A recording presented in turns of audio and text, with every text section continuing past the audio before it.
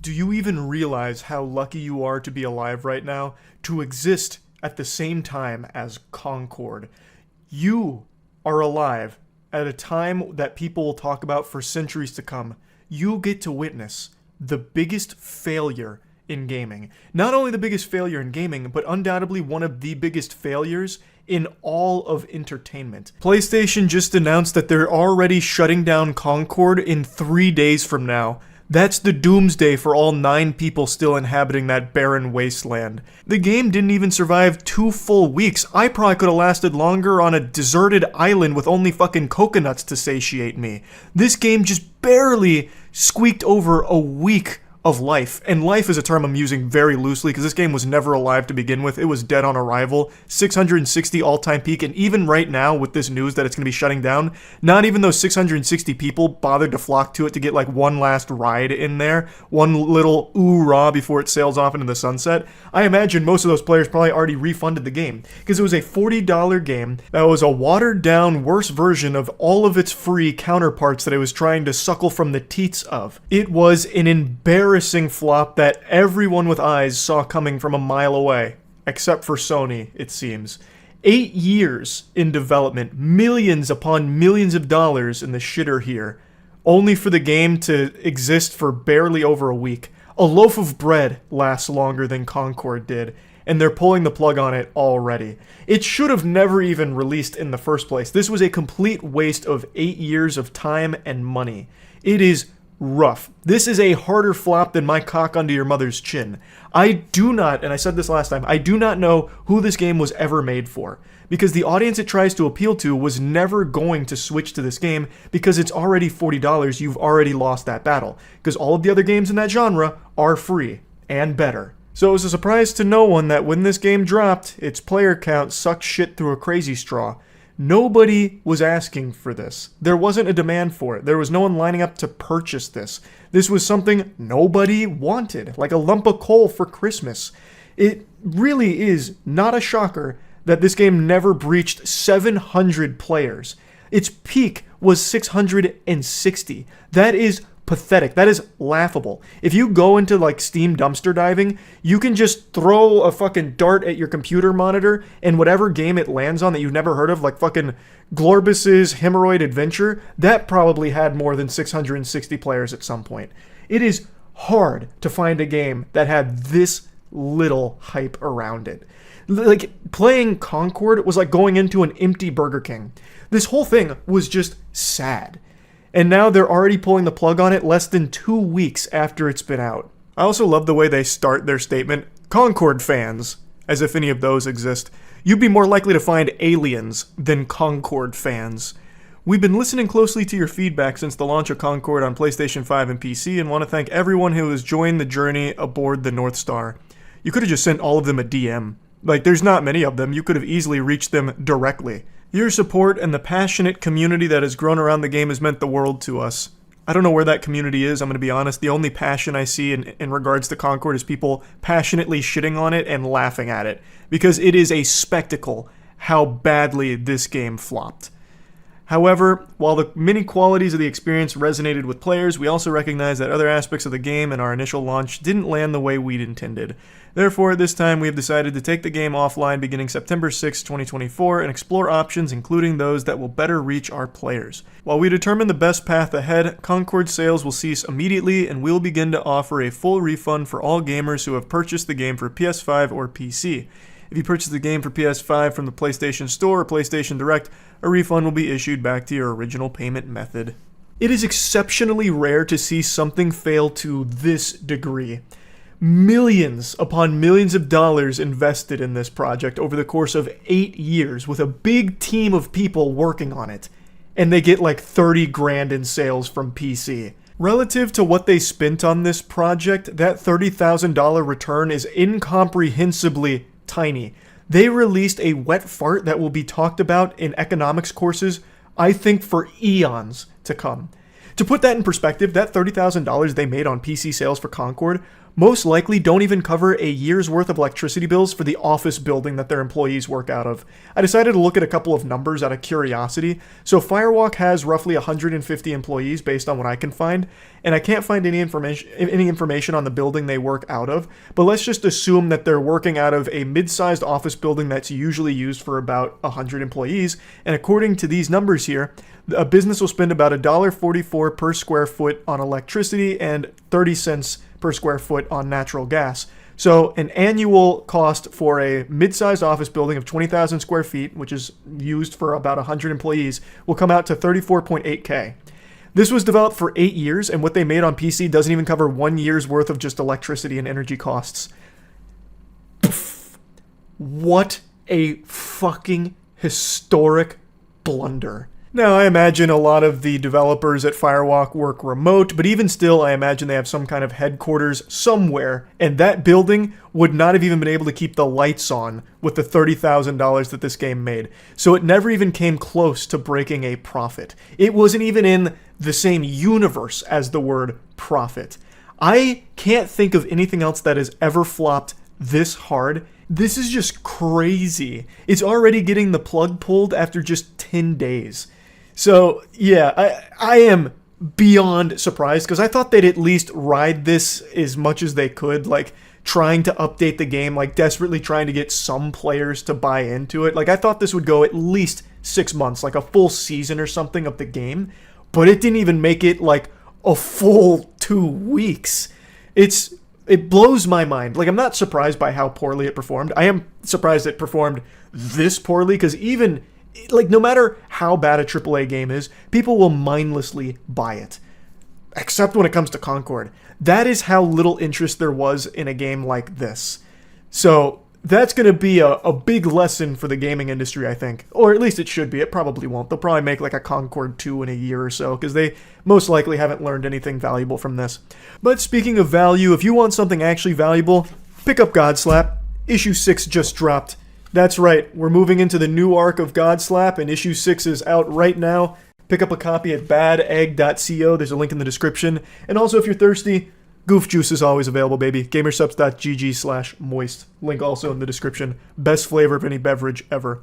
You can sip on some Goof Juice while reading your Godslap and looking as Concord gets taken off of life support. Now, what I do think should happen as a result of this public embarrassment that was Concord, the people that came up with the idea of making a hero shooter that's just the most derivative, generic, formulaic garbage, they are the ones that need to be held responsible the most. Those are the ones that should be fired. But we've seen time and time again that is never the case. When you reach a upper echelon position in an industry, you can only fail upwards. No matter how much money you lose, no matter how many times you stumble, fall, and cost the company greatly, you are always safe and only ever fail positively. Everyone underneath you gets punished. Like, we saw this with John Risitiello at Unity. We just actually saw it with Suicide Squad. I just read the other day about how they're laying off a ton of like QA testers, even though it's not like the QA testers were responsible for Suicide Squad being a dog shit game.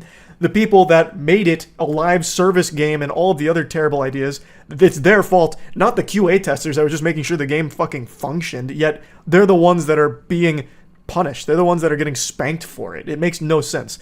So in Concord's case, it shouldn't be just like the people that coded the game, like they had a project they were assigned to work on, they did their job. The game runs, like the game is functional, it's a serviceable game, it's just not a good game, and it's a game nobody wanted.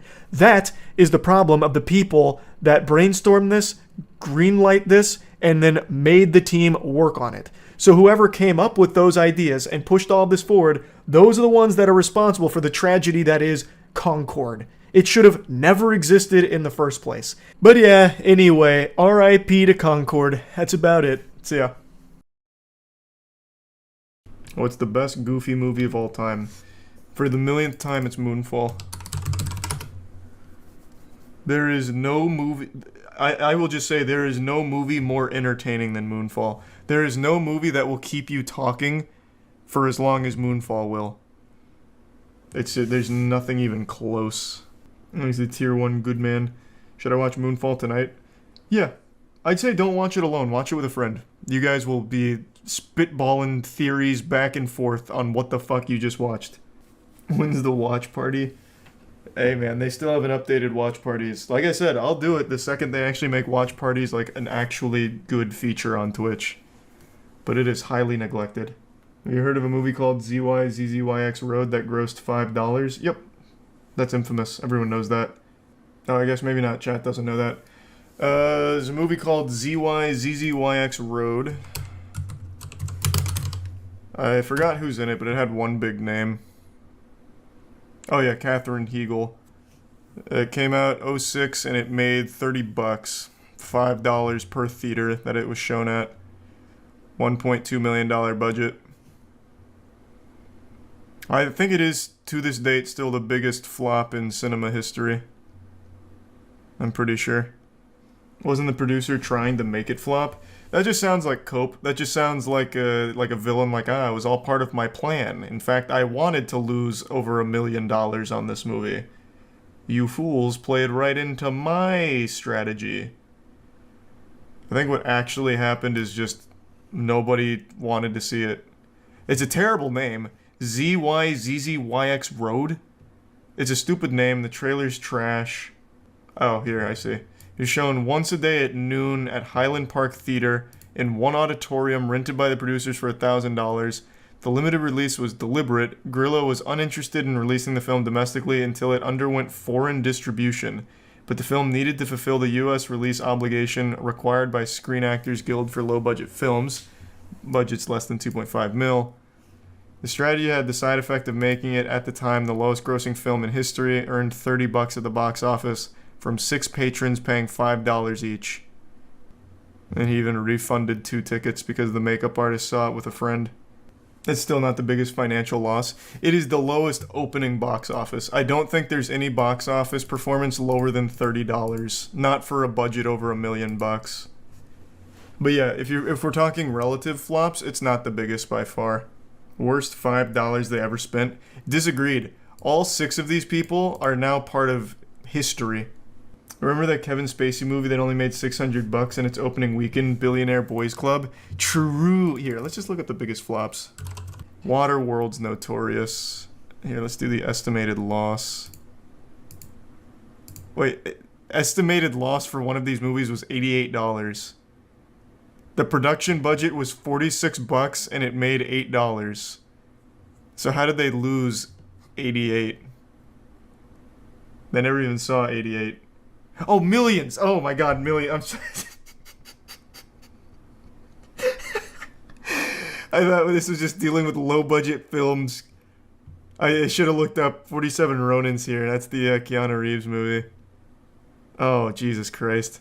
I was like, oh, so they're counting indie movies. Never heard of the Baron of Munchausen, whatever that is. Oh, Mars Needs Moms. I remember this. I never saw it, but I remember the trailers. Mars Needs Moms. Eat that. You're not gonna make me eat it now, are you? That's a good thing to say. This looks great. I'm sorry. Mom?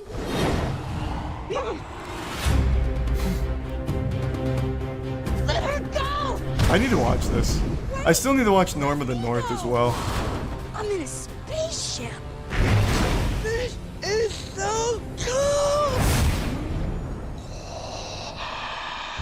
Use the Polar Express technology? Okay. I'm just messing with you. Welcome to Mars. My name is Gribble. This is Two Cats. What's your handle? Milo. How about I call you my bro? Check it. Wow.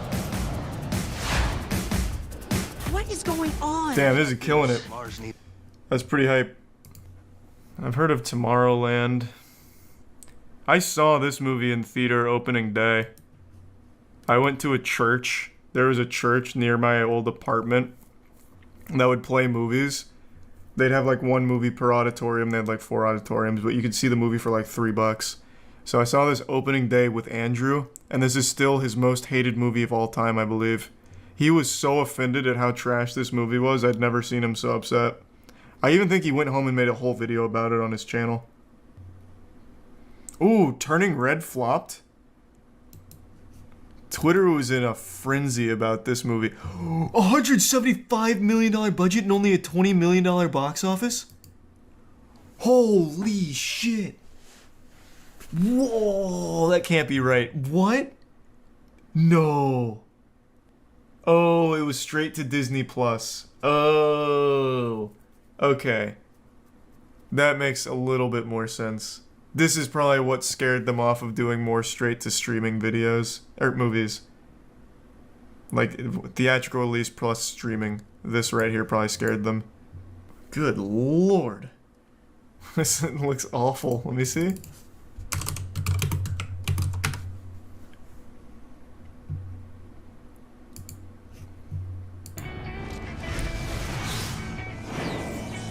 This is actually a great movie.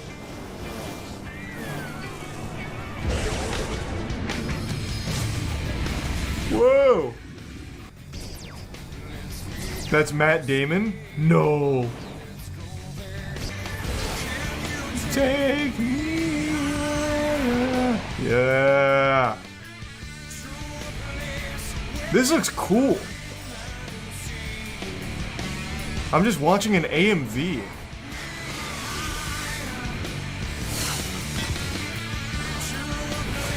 Damn, why did this flop? That actually looks good. I'd probably like that now. In the year 3028. Holy Jesus Christ. A masterpiece that destroyed Fox Animation Studios. Rough. This is a new video too. He also must have been going through the biggest flops of all time and caught Titan AE caught his attention. Mulan, yeah, that deserved a flop. This movie was so bad. $200 million budget with $70 million box office. That sounds beautiful. That's great news. This movie was terrible. Man, Disney's got some of the most prolific flops on here. Pluto Nash! Let's go! I used to like this movie as a kid. Ah! A $100 million budget and a modest $7 million box office. Wow. Man, we don't have any Pluto Nash fans out here? Eddie Murphy. Oh, this is so early 2000s. Pluto Nash. It is a pleasure to meet me. The battle between Pretty Evil Let's get it right this time. and Pretty Pluto Nash was better than John Carter. Look at me. Yeah, maybe. Well, we were thinking a little more. You married twins, huh? No, they're not twins. I met the perfect woman and then I had a clone. Which one's which? Damn, I don't remember this movie at all. The Adventures of Pluto Nash. Why don't you take these Hillarys? We appreciate you helping us out. I can't believe that movie flopped. That's a pretty big flop too. 100 mil to 7 mil. Yuck. Final Fantasy. What? What is this? The Spirits Within. You're telling me they made a $137 million Final Fantasy movie and I'd never heard of it? What the fuck? No, I never even heard of this. Always the same. So is it just an original story? Must be. I don't recognize any of this. Yeah? Don't see how any living thing could survive out here. Yeah. To uncover an ancient truth. I feel like Final Fantasy's strong point isn't going to be like a self-contained original movie for Columbia Pictures. So I imagine that probably just wasn't very good. Oh, yucky. That's a rough one for DC. Wonder Woman 1984. Yeah. That didn't pop off. That movie was awful. A Wrinkle in Time. Oh, boy. Oh, boy. This is that fucking movie where they say the name Charles Wallace 10,000 times. I forgot all about this one. Oh, this was miserable. I know it's for kids, but Christ, it was bad. Jesus. I bet Artemis Fowl is going to be on here pretty soon. Terminator Dark Fate. Not surprising. Matrix Resurrections. Yep. Yep. Fucking yep. Not as big of a flop as I would have expected, but wow. What a remarkable disservice to the entire fucking franchise. Sucked ass. It was so dog anus. Like, I couldn't believe it. I don't know how you fuck it up this bad. There wasn't a single thing in this movie that worked. It was like it was directed to be awful, like on purpose. And I saw that cope from a lot of people like, well, actually, the Wachowskis have outdone themselves yet again because they meant for this movie to be terrible. And thus, they succeeded and created a masterpiece. It's like, well, you made an awful movie on purpose. You fucking wasted my time then. Like, maliciously. Like, in the very first couple of scenes, they do this thing where it's, like, really meta. Where they're talking to Warner Bros. Or, like, Warner Bros. Needs more bullet time. They need more action. They need more green binary. We need action, bullet time, because we just gotta pump it out. Don't care if it's good, just pump it out. Lickety split. And it's supposed to be, like, really meta. And that's exactly what they did. They just made nothing but awful bullet time, horrible storytelling, no message, and everything falling to shit. Acted like it was so genius for them to like include that scene where they're openly mocking how little effort they put into it. No, this one hurts. Moonfall flopped. We may never get a sequel. Oh, casual $100 million loss. Oh, God, why is there no justice in the world? This should have been on the top 50 highest grossing films of all time. Worst comes to worst, I'll make a petition. Those usually work. We need a sequel. They set themselves up for an entire Moonfall universe. Like, we have to realize that potential. We can't just let this masterpiece slip away. Is Moonfall your Morbius? I mean, that doesn't even encapsulate my feelings. Moonfall is the perfect bad movie. Every possible thing that could be horrible about a movie is present in Moonfall, but done like it takes a savant to do what Roland Emmerich did here. He took everything that makes a movie good and shit on it, but with like the most beautiful shit I've ever seen. It's like 2.5 hours and it feels like 20 minutes. You go on like the most amazing ride through delusion. I just don't know how to explain it. It's such a beautifully awful movie. Oh, I used to love this movie. You're telling me Stealth flopped? Wait, this movie was so cool. I watched this shit like 8 times. And there's that scene when Jessica Biel's like underneath a waterfall in a bikini, and I was still pretty young at the time. I was like, whoa, them honkers though. Like this movie's about like a secret, super special jet plane that gains sentience. And I remember there's a scene where the main character, Josh Lucas, he's like looking at I forgot what they call it. What's his name in this movie? Eddie. He's looking at Eddie out the window and he's like, Eddie, what are you listening to over there? And he's playing like really good music, like rock music. And he's like, I'm listening to my favorite song. He's like, how many songs did you download? And he says, all of them. And then he blasts off listening to a song that's called Bulletproof Skin by a band called Institute, which isn't really a big band or song. It was so cool. I loved it when I was young. Oh, they even have a Bulletproof Skin AMV for Stealth. Let's go.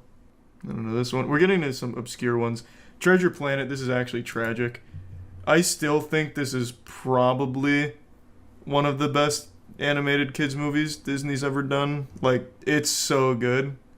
This one is a very sad story. It should have been one of their biggest grossing ever. Why did it do bad? You talking about Treasure Planet? There's actually a really great video on why Treasure Planet failed and why it shouldn't have. Failed because audiences didn't want 2D movies at that point. I don't remember all the factors that went into it. I really don't know. But this movie is an absolute masterpiece. Oh, this is the newest Fantastic Four. I never saw this, but I heard it was a beautiful stinker. Is this like a fun bad movie or just really not worth watching at all? The entire chat is just saying it's boring and just bad. 47 Ronin's sad because it's Keanu Reeves in this movie, from what I understand, was actually good. But I still haven't seen it. It's a cool concept. Like, I think it's a really interesting idea for a movie. I just haven't seen it myself yet. Chaos. Oh! Tiana was watching this and she said she fucking hated it. Yeah, this movie, the Tom Holland one, what a beautiful flop. $100 million budget, $27 million box office. I think it was only streaming. But yeah, this is that movie where men have like stink on them. And there's like no women on their planet. So then there's like a woman that gets introduced to the planet and she has no stink or something. Like, what is it? I forgot. Like, they can hear thoughts, like their thoughts surround them. Men have transparent thoughts. It's their thoughts. Horrible way to explain it. Yeah, I mean, I didn't really get it. I didn't watch all of it. Neither did she. Turned it off. It was just bad. It was just really bad. Monkey Bone's a good movie. It's Brendan Fraser. It shouldn't have flopped. Tragic. Wow, that's a colossal flop. $75 million budget with a $7 million box office in 2002. Or 2001. That's prime movie-going era. I know Monkey Bone's credited a lot for Brendan Fraser's downfall in Hollywood, but I just don't agree. This was a good movie. Did I see this movie? Does anyone know? Did I make a moist meter on this? I don't know if I saw this. I have to look this up. I genuinely don't know if I saw this, but I feel like it's something I absolutely would have seen. Oh, that is such a dangerous search. Holy fuck, I did not think that through. I have so many porn deepfakes. Oh my god, that was close. I'll do Xander Cage. Wow. Yikes. We're fine, though. No. It looks like I never saw this movie. This is kind of cool. It's a 2002 action thriller directed by that name, under the pseudonym of Chaos. Oh, I need to watch it. Voice crack. I need to watch a trailer. A former FBI agent named Jeremiah X. Sworn enemy. Antonio Banderas at his best. The option. This woman's single. Can you believe this is what trailers used to look like? This was normal. I need you to find her. Of course you do. Wow. Look how far we've come. My We're evolving. Tell him why you look so sad. I told her it's because you just got beat up by a girl.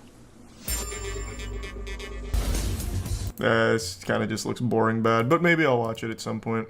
The Mummy. Yeah, this movie was terrible. This is the Tom Cruise movie.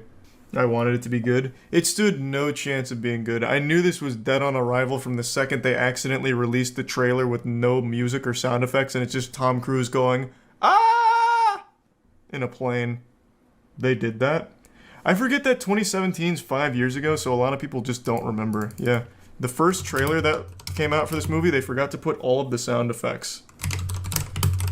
So it's just Tom Cruise in a plane going, "Ah!" What the hell? Pretty hype.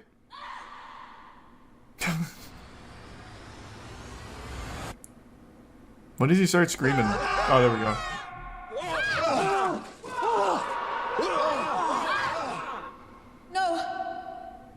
This is what trailers could be. Should be, even.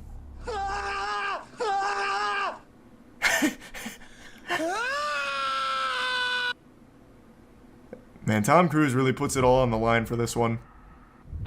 And this was the first little bit of The Mummy we saw. So you could see why my expectations were so high going into it. I saw this in theaters with Andrew. This is another really enjoyable bad movie. I can't believe it made $150 million in the box office. I think they're lying. I genuinely, there's no part of me, there's no universe. Like there's not a single dimension where this movie made more than $50. Again, it was just me and Andrew in the theater watching this, and no one has ever talked about it since. It is a really fun bad movie.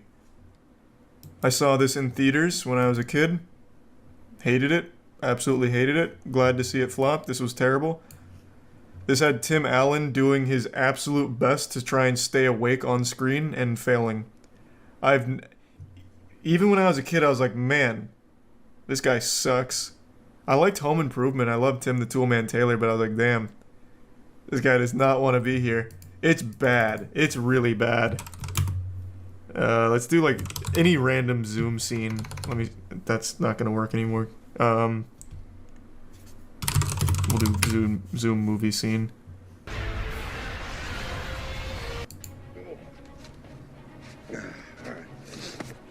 Just like riding a bike. The story is he hated being a hero or some shit.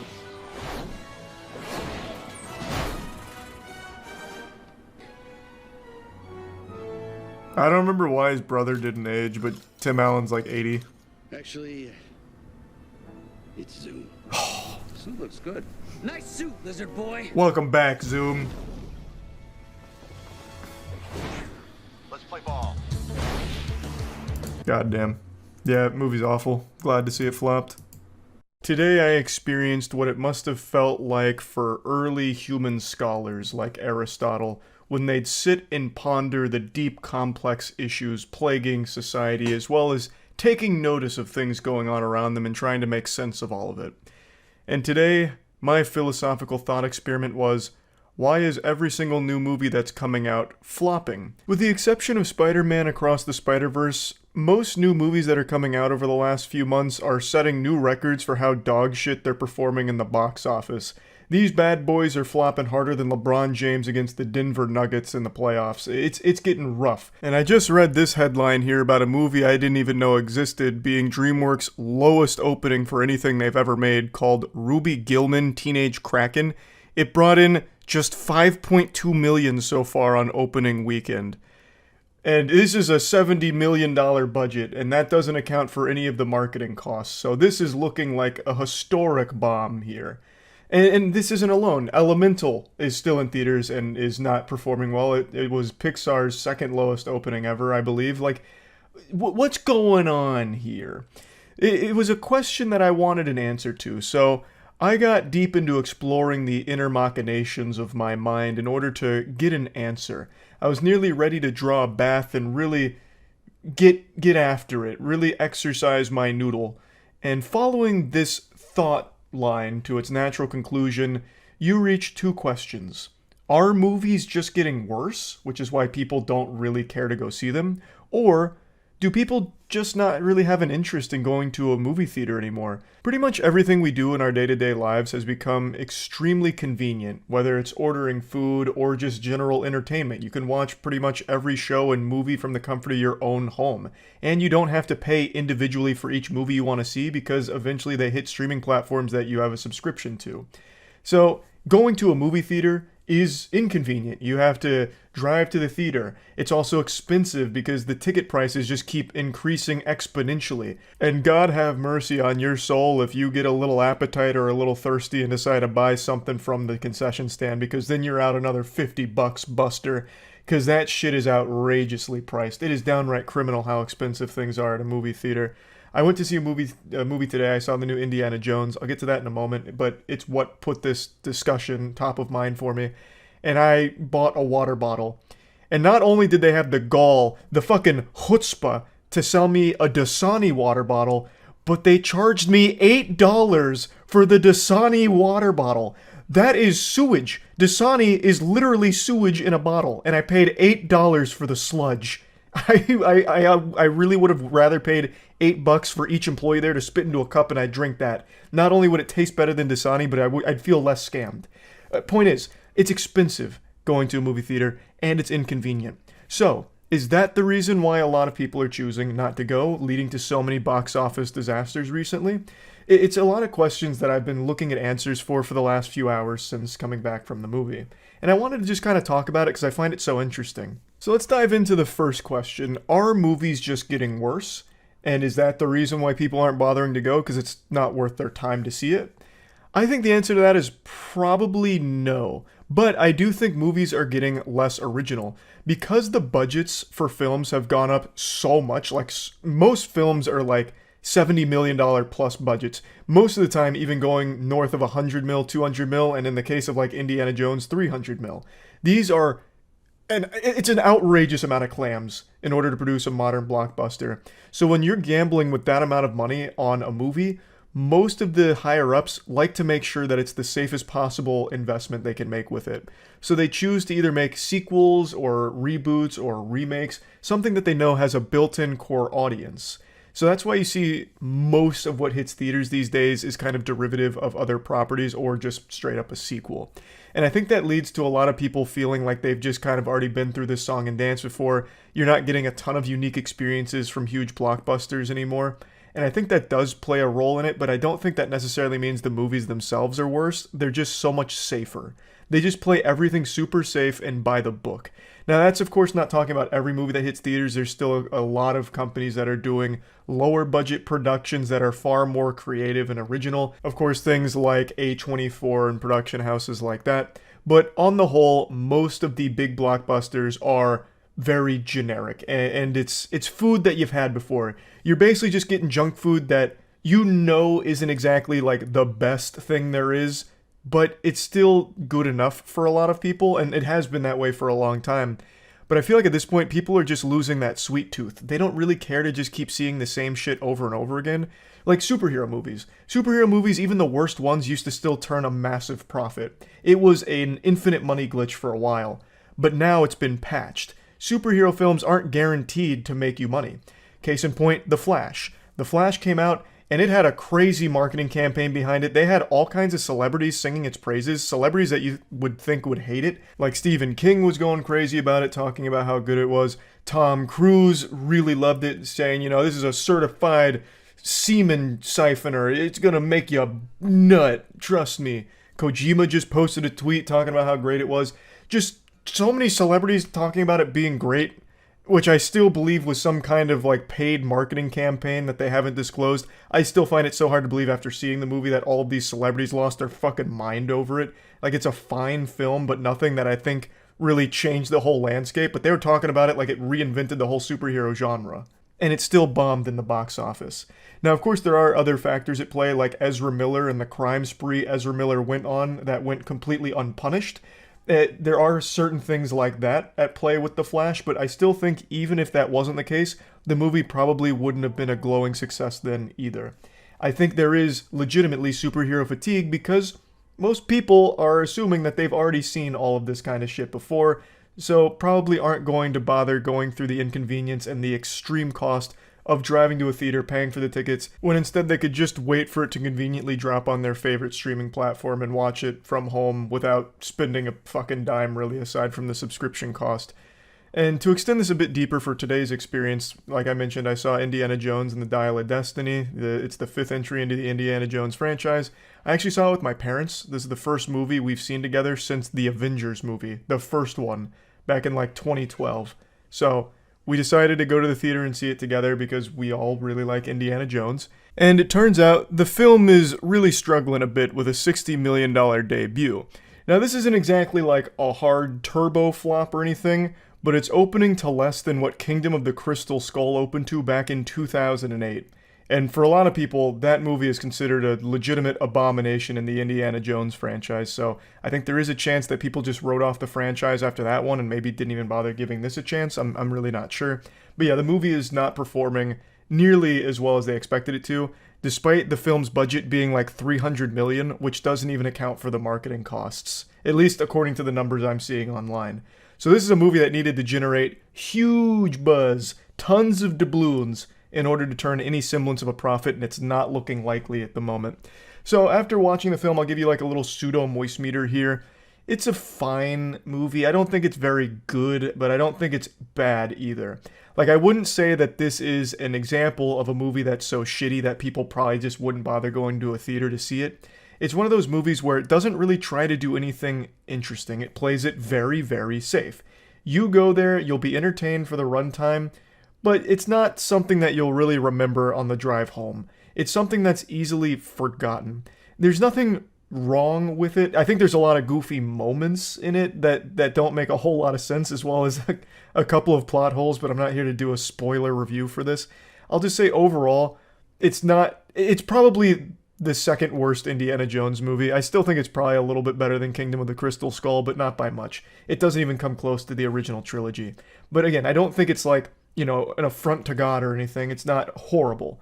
So this wouldn't really be something that I would think would be an example of movies are just getting worse and that's why no one's going to see them.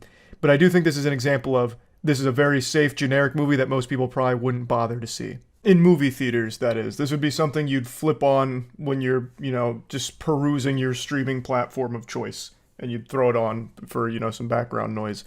Or if you need something to kill fucking like 3 hours. this movie is way too long.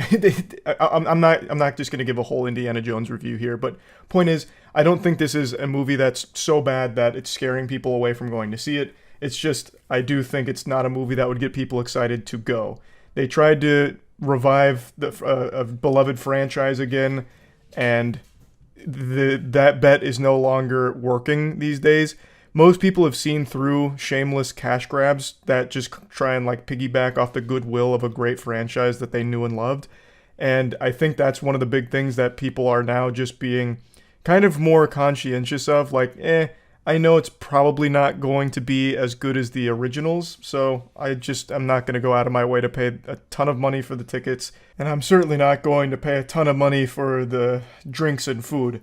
Because I swear to God, with the prices the way they are, you'd have to choose between paying for a bottle of Dasani or paying for a handful of rare earth minerals. Like, there's going to be like the same cost of a diamond at some point for a fucking bottle of Dasani at a movie theater.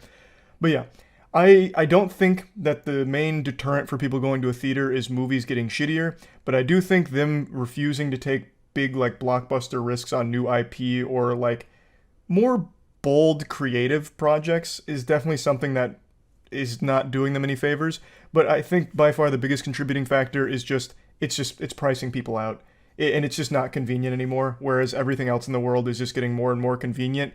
Whereas going to a movie theater is going the opposite direction. It's getting less and less convenient and more expensive.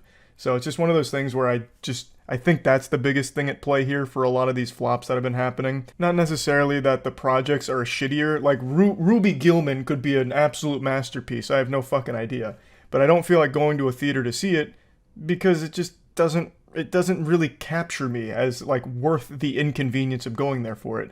Same with Elemental. Elemental just seems like a really kind of generic film. And that's not enough to get me like, in the car, and putting my ass in the seat in order to watch it just to see if it is generic or if it's like great. I don't really feel like bothering with that. And I feel like that's the way a lot of people feel because it's expensive and it's inconvenient. So that's kind of my guess for the flops. Just something I was thinking about today watching Indiana Jones and learning that it was not doing super hot in the box office. And I thought for sure Indiana Jones was going to be a shoo-in for profit, but clearly not. I think the age of being able to just kind of phone it in for movies and blockbusters and being able to make, tons of money off of very lazy writing or very generic storytelling and productions, I think that age is kind of behind us now. I think in order to stand out in the box office, it's being proven recently that you need a very strong, good movie. Like Spider-Man Across the Spider-Verse. That film is absolutely exploding. Another good example is Puss in Boots 2. Like, I think now we're entering an age where people are only going to go to a theater if it really seems like something special that will be worth their time and they'll get a great experience out of it. As opposed to how it used to be where people just kind of go to a theater to see anything, even if it looked kind of generic, because, they were in malls and everyone was out and about, like in malls and shit. So, I'll check out the newest superhero film just because it's there and it'll probably just be, some mindless entertainment for a little while. And it wasn't that expensive back then compared to now. So I just think times are changing in the movie industry and the top level execs aren't really realizing that. So they're just pouring more money into generic films, safe films, things they perceive as safe, and they're not getting the returns that they're expecting anymore, which I think is an overall good thing. I'd love more creative projects. I think everyone would. So yeah, I just wanted to talk about that a little bit. That's it. So yeah. So far, 2020 hasn't exactly been a great year for giving things. Mainly things have been taken away instead of given to us. I mean, I'm pretty fucking sure even jolly old St. Nicholas himself, Santa Claus, got laid off because of coronavirus. But it's not to say that there isn't someone still picking up that torch. Amongst the ruins stands a hero, Xavient Games. Xavient Games is unfortunately not a household name, though I think they should be. Xavient Games are the masterminds behind the Culling franchise. The Culling, the first game, was perhaps one of the first Battle Royale games that really helped kickstart the Battle Royale craze, so you can really thank them for that fucking hemorrhoid that's plagued the gaming industry for the last couple of years. And the Culling has had a troubled history ever since its first successful game. And make no mistake, it was a successful and pretty decent game in my opinion, but something happened. That success must have went to their head and took a shit. It's like they elected Patrick Star to lead them from that point forward. It's like aliens infiltrated the studio and are only pretending to understand how humans work. Their decisions they've made have been laughably fucking dumb. They're like the world's worst court jester because they lack self-awareness, but you still can't help but laugh at them. It's fucking crazy. So before I talk about their massive, huge new announcement today, I'd like to start with the beginning, where things really went wrong. They made a lot of the weird decisions with updating the culling. Eventually the player base started to fizzle out, and then in 2018, they released the infamous Culling 2, the worst video game launch of all time and perhaps the most disastrous launch of anything ever in the history of humanity. And I mean that in all sincerity. A fucking dude trying to sell rats during the Black Plague probably saw more success on launch than the Culling 2 did. I made a whole video talking about this when it came out because it truly was a historic moment that I got to partake in, because what happened is the Culling 2 developers, Xaviant, decided to release a surprise trailer for the Culling 2 out of nowhere with no mention of a sequel ever, and they completely changed the game. The Culling was focused on melee, the Culling 2 was basically PUBG clone if they tried to port it to the Game Boy. It was less functional than Big Rig's over-the-road racing, and was less successful than Lawbreakers. This fucking game is this unholy amalgamation of filth and diarrhea with a little bit of coding thrown in. But not only was it a game no one was asking for and a product nobody wanted ever, no one had even once had like a singular thought of, wow, wouldn't it be cool if the culling was kind of like PUBG but with less features? But it also just didn't work. That's why I say it's less functional than Big Rig's over-the-road racing. The game wouldn't start because when the game launched, its all-time peak was 249 players, ever. And within 19 hours, it was down to one player, me, when I made the video on it. I was literally the only player in the game at one point. I was the last fucking stand, the last holdout of the Culling 2. I was legend. I was Will Smith in that bitch, in that post-apocalyptic fucking toilet bowl. It was a truly serene experience, but again, within 19 hours the game had literally one player, and it was me just making the video talking about the fucking catastrophe they unleashed. So the game was dead on launch. You needed 30 players to start a match, but you could never get 30 players because there wasn't 30 players that owned the game for more than an hour. So I did a little bit of research, and I think across the entire lifespan of the game on PC, only 8 matches ever started. There was only enough players for 8 matches to have ever gone on in the entire lifespan of the game. It was an unbelievable and unmatchable disaster of a video game that they eventually pulled the plug on nobly and refunded everyone, which they absolutely needed to do. In response to the complete and utter failure of the Culling 2, they decided to dance on the Culling's corpse by re-releasing the first Culling and calling it Culling Origins. They released that later that year in September, I believe, and it still didn't work. Even with their free-to-play model they implemented into it, it still couldn't find a stable player base and was shut down in early 2019. So within 1 year, they had shut down 2 games completely. And now, that brings us to today. Now we enter Act 3 of this incredible fucking play that they've created at Xaviant. Today, out of nowhere yet again, they've announced that the Culling is coming back. The original Culling is coming back, but with a catch. It's only going to be on Xbox, and you have to pay $5.99 for it, and you only get to play 1 match a day for free. And for free is wrong because you still paid for the game, so you're not exactly getting anything for free. But you get 1 match a day for free, and if you want to play more than 1 match a day, you have to buy token packs to play more than 1 match a day. It comes with a lot of different options here, and the monetization model is perhaps the most bold approach to anything I've ever seen in my life. It's somehow even worse than a lot of these fucking mobile game models. It's even more predatory, greedy, and out of touch. It's so fucking silly. This makes AOL look like the forefront of innovation and listening to people. It is so out of touch, I can't even wrap my head around it. It's like an arcade game, but instead of just putting, quarters in for the arcade game tokens, you have to buy the arcade cabinet itself and then put in the tokens. It's fucking nuts. So here's a breakdown from the developer diary kind of outlining exactly what they're pitching here, and it is so fucking genius. It is the best idea I've ever seen. If you were ever looking for something to put money into and get nothing in return, but you didn't feel like just throwing it in the trash, this is the exact receptacle you can use. So if I may, let's just break down the anatomy here of this announcement. Let's go ahead and talk about the thought process. So the main problem with the Culling and the Culling 2 was no player base. I mean, the Culling 2 literally just couldn't even fucking start because there weren't enough players playing it. And when they went free to play, they still didn't have enough players playing the game to keep it going. So how did they solve this problem? Well, they put up a paywall. That should work. They couldn't give the fucking game away for free and have people playing it. So what the fuck do they think is going to happen by making you pay for it, and pay for it, and pay for it, and pay for it, and pay for it?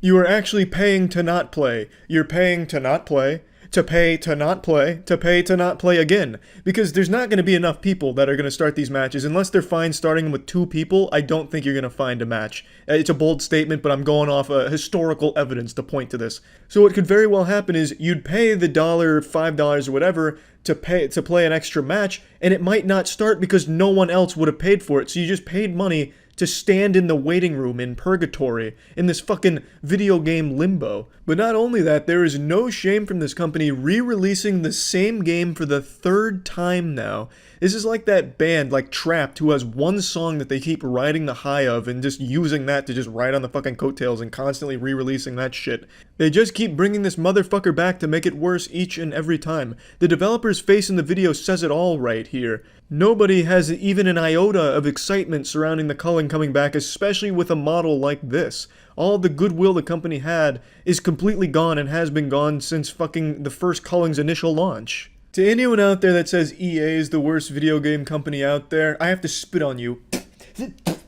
Because you're very fucking wrong. It's Xavient Games, but they're comically bad. EA I can definitely get behind with some of that like evil, greedy, anti-consumer shit, but Xavient, they're like that supervillain in the old comic books that they're just kind of there to laugh at. They're not exactly like a bad supervillain. They're just very misguided and, shitty. It's like harmlessly evil. I feel so bad for the Culling because, like I said, the first Culling was a good game, but that must have just been the biggest fluke ever because everything since then has been a disaster for the Culling and Xavient. They just absolutely cannot even accidentally make a decision that makes sense. It's fucking crazy. I also do believe that Xavient Games serves as the poster child, the epitome of ineptitude, the exact thing to strive not to be. You should look at Xavient Games and then say, well, we've done a lot of fucked up shit, but at least we're not Xavient Games. We haven't gone that far. They give you a lesson in the worst practices to implement into your pretty successful franchise. They show you how to speedrun killing a very popular game. It's wild to me. But hey, if you're excited, May 14th, Xbox launch for the Culling, only $5.99, 1 match a day. Plenty of tokens to go around, so get fucking excited to once again not be able to start a match, I imagine. I could be wrong. Maybe it'll have a booming player base of just Culling fanatics that have been scratching their necks like a meth addict waiting for their fix. They need the Culling, and they don't care that they only get 1 match a day. They'll tap into their mom's credit card to get 4 matches a day, 5 even. The sky's the limit. Crazy. Crazy times we're living in with the Culling coming back again. So yeah, I just wanted to talk about this because I truly do think the Culling and Xavient Games is the best joke that keeps coming back from the video game industry. So yeah, that's about it. So yeah. Many of you have been sleeping soundly, ignorant to the fact that history is unfolding right in front of our fucking eyes right now.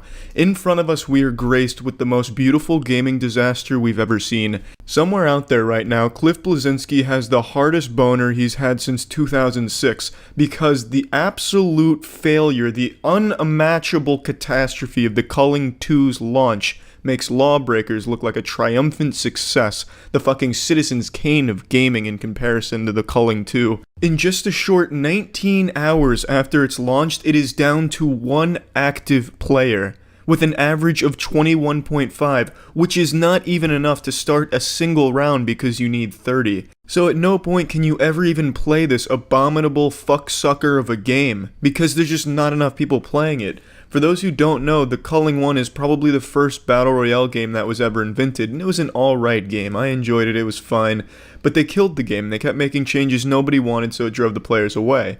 In response to that, they abandoned it, and instead what they did is they released this photo on Twitter to hype up the Culling 2. Then they released the trailer on Monday. On Tuesday they released the game, and now today, on Thursday, as of making this video, the game is absolutely 100% dead. Now, it's not a free game, it's actually got a pretty hefty price tag, especially since what you're essentially buying is a pile of dog shit, but I paid for this because I wanted to be part of this history. I wasn't born in time to become an astronaut and go on the Apollo 11 mission to be one of the first men to walk on the moon, but this is a close second place. I can be part of this history. Let's check out the customization here. I bet it's really fucking thorough to the point where I can customize the number of pubic hair on her vagina. Look at these eyelashes. Looks like they're eating her face. Let's see what other goodies Santa Claus has brought us here. Look at all these hair options. This looks... Oh, I don't have enough V-Bucks for that one. Let's hit it and shit it. It's game time. Or rather, lack of game time. Try a solo match. See if I can at least find the other man wandering this barren wasteland. I'm in. I'm now part of history. Steam's loneliest multiplayer game. The fastest dead game. It warms my heart to see an obvious cash grab like this fail so spectacularly. Such an uninspired game. Oh. Look at this. In the game design room at this studio's headquarters, they'd cooked up this beautiful football stadium, imagining hundreds of players flooding in. And now look at it. It's so empty. Just what it deserves. Earn your medals? More like earn your players with a better game, you fucking nerds! This is amazing. This is absolutely fantastic. Even the other active player right now is either sitting in the menu or sitting in a duos lobby or squad lobby. I don't know, but I'm gonna find out. It is now my mission for the next maybe 15 minutes to try and find the other guy. This is just a surreal experience right now. I feel like one of those explorers that go into dilapidated insane asylums and amusement parks and film it. This shit is amazing. If I didn't tell you this game just came out, you wouldn't have believed me. This shit was dead on arrival, a literal stillborn game. I've never seen something like this happen, and let alone be able to experience it like this firsthand. Look at this. It's like they put this vantage point here so you could overlook the emptiness. This is where Squidward should have gone when he wanted to be all alone. Let me try duos to see if I can match up with the other brave warrior scouting these fields.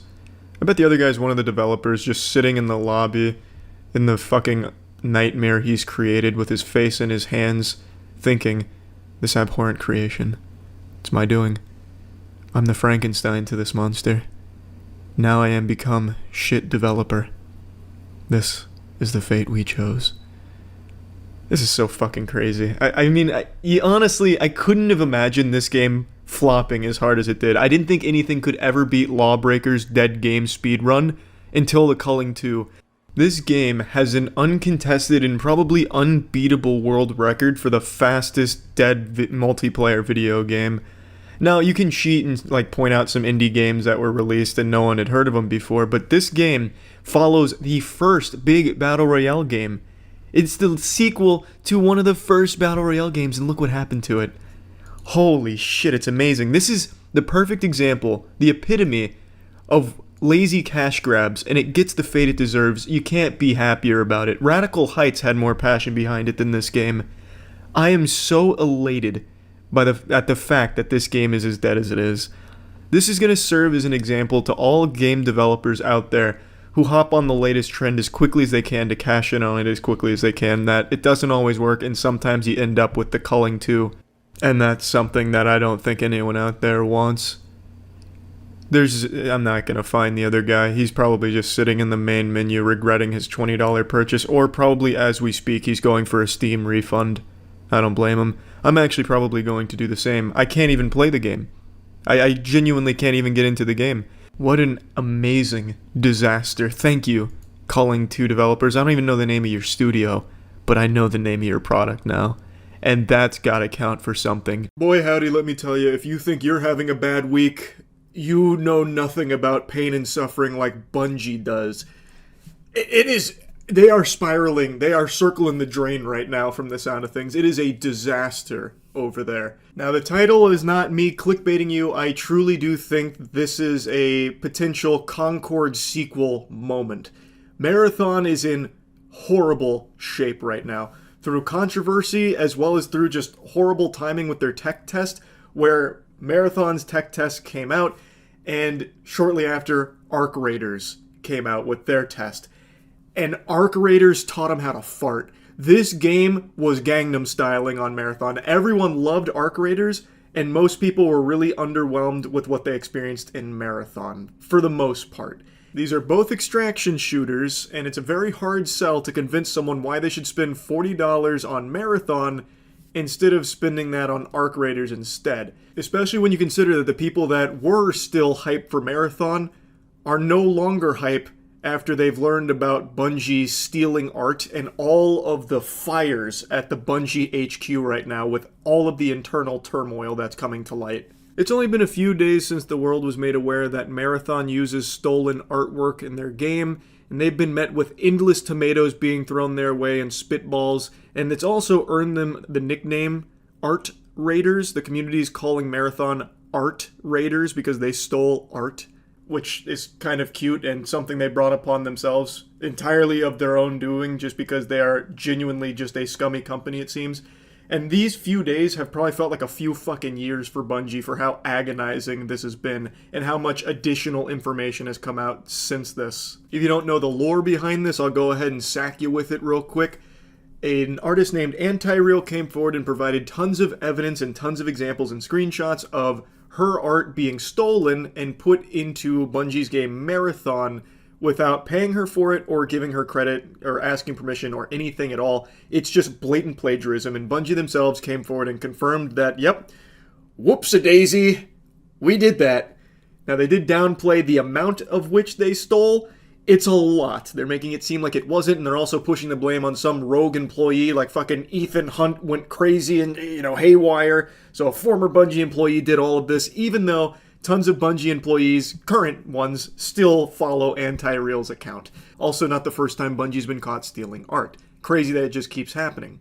Anyway, Bungie had a live stream where they were going to do like some Marathon information and talk about Marathon.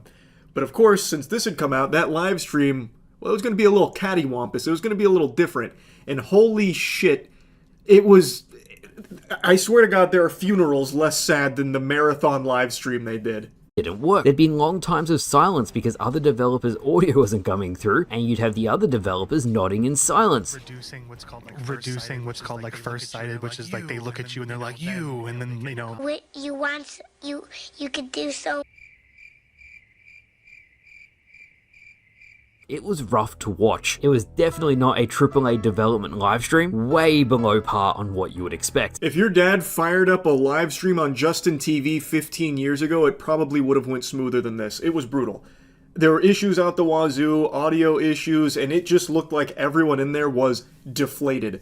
Especially the art director, the guy you see on the right side of the screen. It looks like he hasn't slept in days, and most of the time he just kind of sat there in silence with like this deadpan stare, just like staring a hole through you. It looked like, Bungie higher-ups had his family off camera, like in a hostage situation with a gun to their head or something. It was hard to sit through. This is absolutely something they should have just not done, because it wasn't productive either. They couldn't even show Marathon gameplay during this, because I believe they weren't familiar with the extent of this plagiarism, so they didn't want to take the chance of showing more Marathon footage that had Anti-Real's art stolen for it. So you didn't even really get anything from this. It was actually just awful. And when they were addressing this plagiarism issue, it was uncomfortable to sit through as well, and really nothing of value was provided here through this stream other than just a really awkward, uncomfortable situation. Over the last couple days, there's been a lot of reports coming out saying things like Bungie leadership would constantly ignore devs' warnings and requests. Apparently, for the last 5 years or so, staff had been voicing concerns about the direction of Marathon, stressing that the game needed a PvP element to it, but Bungie leadership, which had been described by some as good old boy group, brushed off the warnings and requests. They also put on the big boy britches, playing a little hardball here, saying things that it's not aiming to please everyone. I think if you are only looking for PvE experiences, definitely Marathon is not the game for you. We are very comfortable saying, yeah, this isn't a game for everybody. This is a game for if you like PvP experiences, especially in sandbox spaces, then this is probably something you're going to enjoy.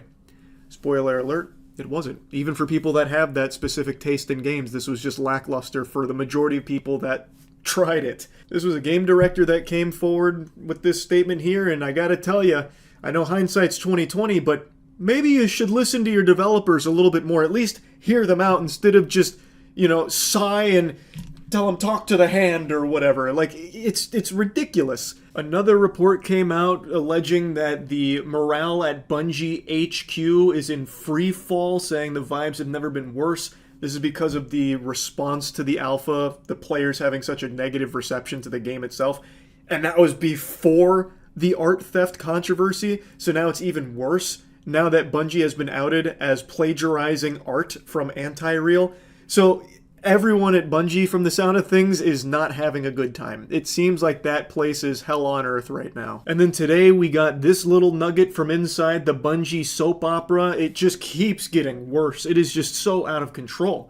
An ex-Bungie dev says Marathon leadership was extremely toxic and humiliating to work with. Bungie leadership needs to be gutted completely. I and every other sensible person on the planet couldn't agree more. It is clear that Bungie's leadership is dog shit, and has been for a long time. Even outside of everything we have now been privy to with Bungie in Marathon's development, everything that they have been doing with Destiny for years, I think has been completely unacceptable. I've talked about it a lot. The Destiny community has talked about it a lot. Bungie is a company that needs to change at the upper level. Like those top of the food chain zombies, like those people at the top of the totem pole, those like upper echelon suits, they've got to go. They are clearly steering this ship into a goddamn iceberg. And I already know when more layoffs come to Bungie, they've already done a big round of layoffs not too long ago, but when the next round comes, everyone that is responsible for this disaster will probably still be there. Because for some reason in the games industry, and it's not exclusive to just games, it happens in Hollywood too, you only fail upwards. So even though the actual upper level management is mostly to blame for this shit, they're the ones that are probably safest. Even though they're set to lose so much money on Marathon, so many clams flush down the shitter, they are going to instead lay off the developers most likely. That's my guess. That's how this always goes. Even though it's not their fault, the developers aren't the ones to blame for Marathon being weak. That falls on the shoulders of the people above them on the food chain there. I think Expedition 33 has proven that a lot of these AAA studios have extremely talented developers that just do not get a chance to shine or do anything meaningful or work on anything valuable. Instead, these fucking soulless husks that are motivated purely by greed force them to work on mid-dog shit like Marathon. Expedition 33, remember, that was started by some ex-Ubisoft devs that didn't like what they were doing there, so instead made the most creative and one of the most stunning games that is in recent memory. There is no company in the AAA gaming space more creatively bankrupt than Ubisoft, yet it's clear there is talent working there. They just don't get to do anything, and I think the same can be said for Bungie. They just don't get to do anything because of Bungie. As you've seen in the reports, they have voiced concerns, they have voiced wanting autonomy and wanting to make the game better or change the direction and make it more fun. They're actively being told no.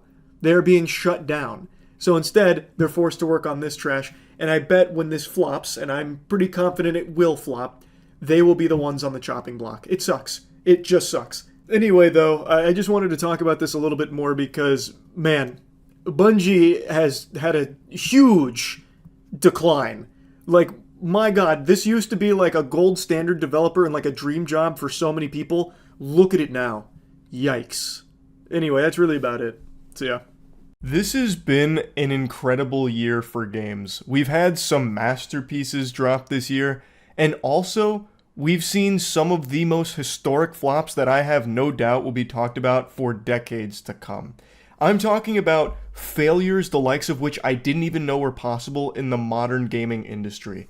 Concord is the obvious one that pops into everyone's noodle because that is probably statistically the biggest catastrophe in the entire entertainment sector. Somehow the goober goblins at the top of the food chain at Sony convinced themselves, delusionally brainwashed themselves into thinking that somehow Concord was a worthwhile investment, so they dumped hundreds of millions of clams into it, and it was doomed from the start. It was dead on arrival. It never even had a chance to breathe. It was smothered before it even left the womb. It'd be like pouring hundreds of millions of dollars into asbestos and fidget spinners and then wondering why it didn't work, why it didn't make money. Concord cost so much money, and it didn't even last as long as a mosquito. It had a shorter lifespan than a mosquito. If I farted right now, that smell would probably linger longer than Concord existed as a playable game before they took it off life support. But it wasn't even life support because it never had life. This is not a video about Concord. The point I was making is, we have seen some incredible games like Nine Souls, like Black Myth Wukong, like Space Marine 2, like Astrobot, and then we've seen some things that are absolutely going to go down in the fucking books, etched into the tablets of time as an embarrassment, a shame, a blight on the gaming industry, like Concord, and like Suicide Squad Kill the Justice League. That's what I actually want to talk about today. So many of you probably don't remember Suicide Squad. That came out earlier this year to a collective yawn and sigh from pretty much every gamer ever. Warner Bros. Reportedly lost $200 million on this flop. But unlike Sony with Concord, Warner Bros. Is still going with Suicide Squad. Season 3 just dropped to a whopping 300 players on release day. They were scratching at their neck, foaming at the mouth, waiting for Season 3 to drop so they could play as their favorite hero, Lawless. I don't know who this character is. It doesn't seem like it's a character many people were expecting, much like how Season 2 brought Mrs. Freeze, where most people were expecting it to be like a bigger character in the universe. And Season 3 has even less players than Season 2. And now, 2 days after it dropped, it's back down to like 100. It is struggling. It never really got off the ground running in any way, shape, or form. But they're not giving up on it. They're still giving it CPR on this cold corpse here. 300 players, and they're still putting resources behind this. They said $200 million in the shitter, we can do more. We can shovel more money into the fucking furnace here. So they keep putting content into it. And it got me thinking, what's more shameful? Concord only existing for 2 weeks before they realized what a joke it was and they just pulled the plug? Or Suicide Squad still getting updates so many months later that nobody wants, it doesn't improve the game, and it's still laughable? Which one is worse? I don't have the answer because both have pros and cons. Concord, you know, the star that burns brightest burns out quickest. You had 2 weeks of playtime, 2 weeks of fun with Concord, and then it's gone. And now it just exists as a myth and the punchline to many jokes. Suicide Squad, though, it's still trotting along like an injured animal, still just like crawling its way through the desert here. I think that actually might be more sad. I feel especially bad for the developers that have to keep putting content into this, knowing full well no one's playing it, no one wants it, and it's probably not content they want to make either. It's decisions from the suits that say, hey, we marketed it as a live service game, we got to keep putting shit in it, sorry, so you're going to put this shit in it. So they do. That's got to be a terrible feeling. And I know Concord and Suicide Squad aren't alone here. They're far from the only ones at the bottom of the septic tank of the AAA gaming space. It has been a rough year for a lot of AAA games. They take like a decade now to make a single game, and it costs hundreds of millions of dollars to make them. So they're already kind of set up for failure unless they somehow just hit a home run, like a fucking grand salami, and make, you know, like $1 billion. But that doesn't happen often. So even when a game is well received and popular for the most part, it doesn't necessarily mean it's a successful investment for the company. Take, for example, Final Fantasy VII Rebirth. That game has glowing reviews from pretty much everybody, and according to Square Enix, it really underperformed for them. So AAA gaming isn't in a healthy state, and it hasn't been for a while. I get asked a lot during streams if I think there's going to be a video game collapse. I firmly believe there won't be, but I do think the AAA space, like specifically AAA gaming, is going to have a drastic overhaul as they're having this rude awakening where they realize they can't just continue to push out the same fucking game every single time, like Ubisoft. Star Wars Outlaws, I fucking hated. There's a lot of people that love it because it's familiar. It's a very same Ubisoft experience. It's comfort food, you know, and there's nothing wrong with that. I am just very tired of that formula. And it seems like most people are, because Star Wars Outlaws has reportedly only sold 1 million copies so far, making that a big underperformer for Ubisoft. Another really recent example is Bethesda, learning a hard lesson with Starfield Shattered Space, their new DLC that just dropped like a day ago. That had so much hype, out the wazoo. Except, it really didn't. So the DLC dropped. It didn't really like blow up the player count or anything. There was a bit of a surge in players, but nothing crazy. And it turns out the DLC is just more of the exact same thing, and a lot of people are extremely disappointed with it. So much so, in fact, that it is now one of Bethesda's lowest rated products ever. Just like when the game came out, people are exhausted of the exact same formula Bethesda has been using for so long without any real deviation or innovation or improvement, really. It's like just my main critique of it is just how boring it is. Like, it's just empty planets that you explore with nothing really to do that makes it interesting. The characters aren't nearly as interesting as they were in previous Bethesda games. Like, everything about it just seems like a downgrade from previous Bethesda games, but now it's in space. The game is just half-baked and lame. It was so lame, in fact, that modders made a statement saying that they didn't have any drive to actually mod Starfield because they didn't like it. It was boring. And to this day, there is no real modding scene for Starfield. Not like a very big one compared to like every other Bethesda title ever. Like fucking Skyrim is still getting thousands of mods every day, basically. It's like Bethesda titles and mods used to go hand in hand. They were like peanut butter and jelly sandwiches. Till Starfield. No one wanted that peanut butter and jelly. That was a fucking peanut butter and ass sandwich, and no one was wanting that ass. It's just, these companies are putting more and more money and more time into developing worse and worse products. Somehow, even though the technology, like with the Unreal Engine and everything, continues to evolve and get better, somehow the games don't. And I'm talking about AAA gaming. I think indie gaming is in the best state it has ever been. The lower budget titles are fucking crushing it this year. Absolutely crushing it. Like Nine Souls. I can't sing Nine Souls praises enough. But AAA companies, I think, are so fucking lost in the sauce. Like, it's so expensive and they're so afraid to do anything that might be like a risk to their bottom line, so they end up playing it so safe and just give you like the same game for the 1,000th time, but this time it took them 5 extra years. And people are just kind of tired of it. Like, who the fuck was asking for a new hero shooter like Concord, and especially a $40 one? No one in the world, no sane human being outside of Arkham Asylum would ask for something like that. Or who was asking for a live service Suicide Squad game? Like, it's all just absurd. Though, for Star Wars Outlaws, people have been asking for an open world Star Wars game for years, but what they got was a Ubisoft open world Star Wars game. And nobody wants that, really. It's just one of those things where I think AAA gaming is not in a healthy spot. Anyway, though, just wanted to rant about this a little bit. That's it. See ya. The word fantastic is defined by Merriam-Webster as meaning excellent. It's used to express that something is really good, even great, like Tony the Tiger says. But this definition no longer holds any meaning in my eyes. When I see the word fantastic, forevermore, I will now only think of the scam game company Fantastic, the absolute clowns responsible for the day before. It is a never-ending disaster. The rain won't stop falling, but it won't wash away the tears as players who have expected that this game to be good for over a year find out that they were the victims of a giant fucking scam.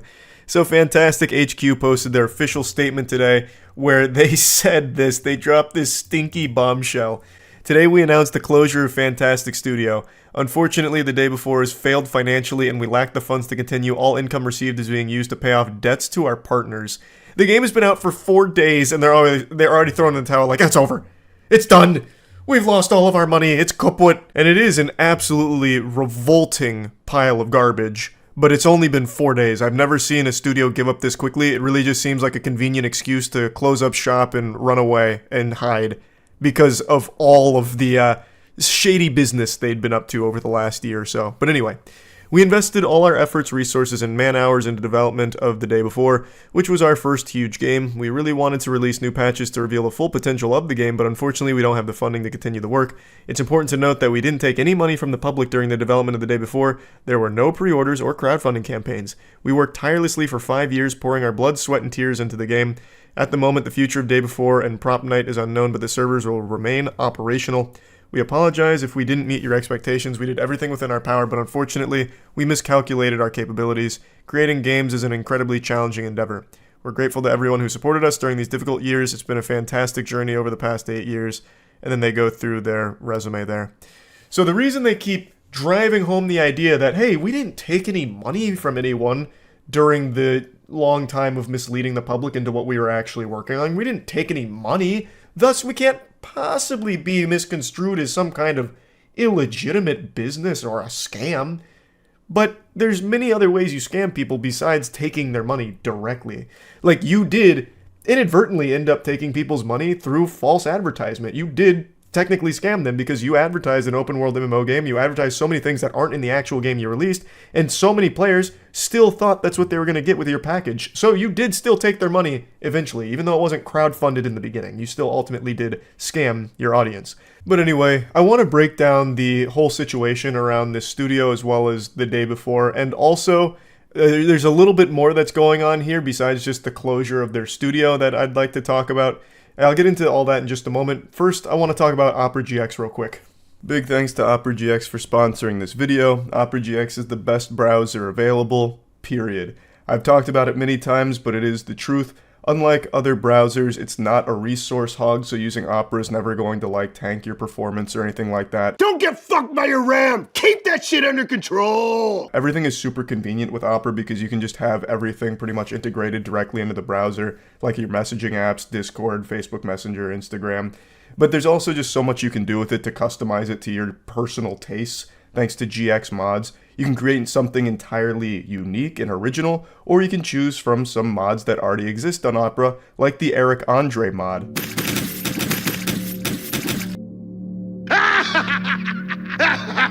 Customize sounds, wallpaper, colors.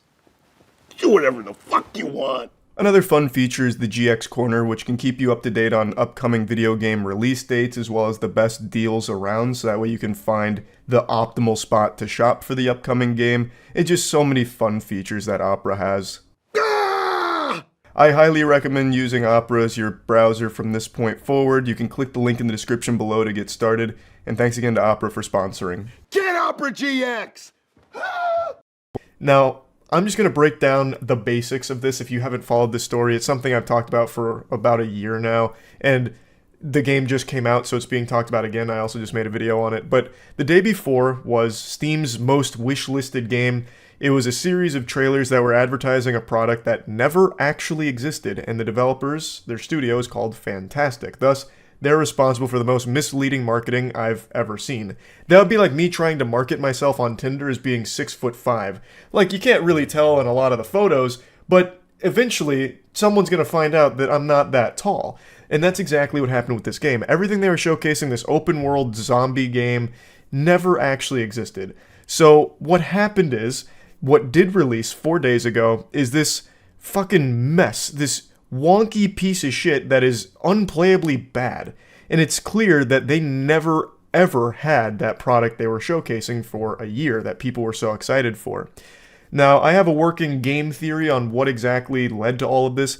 I truly think Fantastic as a studio made all of these trailers to generate as much hype as possible to get an audience hooked on their idea, their concept, to try and sell it to investors, to get a lot of investor backing behind it. So they go through this nefarious plot. They do get a ton of people excited for the day before, most wish-listed game on Steam and all that, but maybe no investors ever bid. Maybe they never received any investor backing, so then maybe they felt as though they were pressured at that point. They had their ass held to the fire. They have all of these people demanding a game that they don't have and they don't have the ability to make. And perhaps they were fearful of a potential lawsuit for what they were doing. So then they cobbled together this piece of shit in their colon and poop it out onto Steam 4 days ago, and the rest is history. It's bad. Everyone hates it because it's really, really bad. And now they feel as though they can comfortably wash their hands of this whole chapter of the book and walk away without being in legal trouble or anything like that.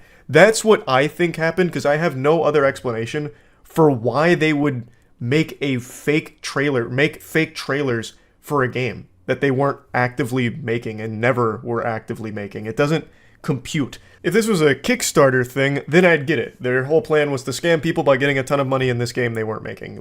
That happens all the time on Kickstarter.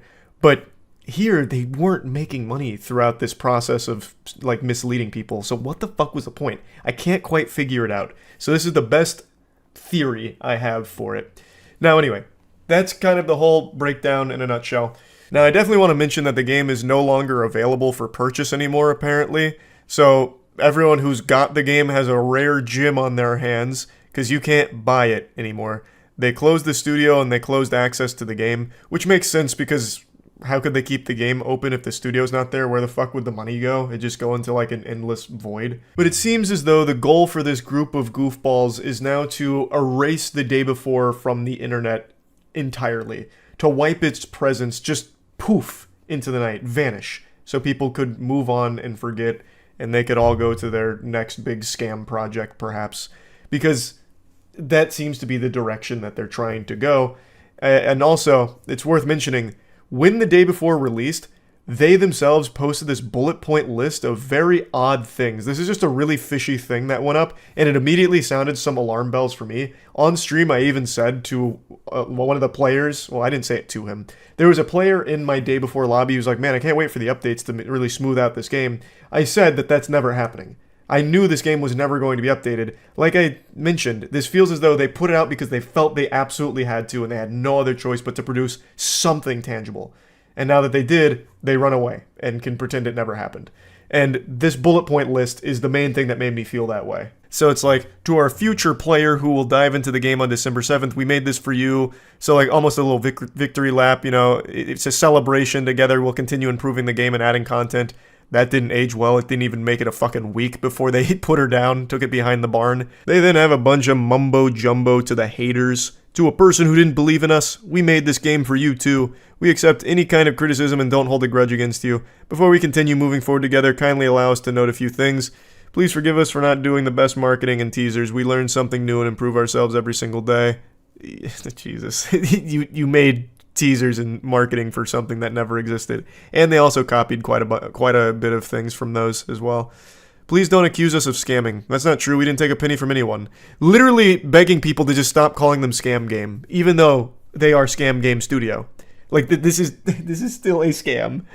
Please don't accuse us of asset flip. That's not true also. Our team worked day and night for 5 years to make our dream game a reality. Which is also not true because the actual fucking city map is an asset. They used assets. Like, I don't know why they're just blatantly lying about it. And then please don't underestimate our work. It wasn't easy. We are like you. We worked hard. And we're incredibly happy that our game will finally see the light of day for everyone to explore. Saw the light of day for 4 days. It didn't even make it long enough to learn how to crawl before you gave up on it. Well, it was always the plan to give up on it, clearly. I think that was designed from the beginning. They got a huge influx of cash. I think they had like a peak player count of like 30K. That's a lot of money. Like, that is actually a lot of money that they got up front for this fucking game, this pile of shit. So they did make a pretty penny off it and then bounce. They just said, we're out. The whole thing is so scummy. I think everybody knew this game wasn't going to get any real support from this team. I think all of us were surprised they even put something out to begin with. That was the biggest shocker about any of this, that they actually produced something, even though it was barely functional and absolutely horrid to play. The fact they made something was such a surprising twist. But yeah, everything else besides that is not surprising. Them closing immediately after this comes out, after getting some money from the gamers, that super expected. I didn't think it'd be 4 days. I thought they'd close it after like a month or so of hosing people down and maybe like drip feeding a couple of meaningless updates here and there, perhaps, like maybe. I didn't expect it to be this quick, but yeah. That's kind of the whole story here, and I feel like that's probably where the legend of the day before ends. So yeah, that's about it. So yeah. PU, Borderlands movie is a big stinker. Everyone knows it. If you've seen the movie, I'm sorry. If you haven't seen the movie, I'm jealous. It's truly atrocious no matter how you spin it. Every possible thing you could ever hope to enjoy about a film is absent in the Borderlands movie.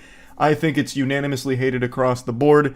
If you find me one human being that says it's a good movie, I'll find you a liar. But I'm not here to just shit on the movie again. I did plenty of that yesterday. I cleaned out my whole colon on Borderlands yesterday. Today I want to talk about the Take-Two CEO's response to the criticism, because it's not getting stellar reviews. There's not exactly glowing reviews. There's not a whole lot of enthusiasm behind what people are witnessing. And I'm using the word witness instead of watched because when you witness something, it's usually something traumatic, like some kind of tragedy, and that is very much what this movie is.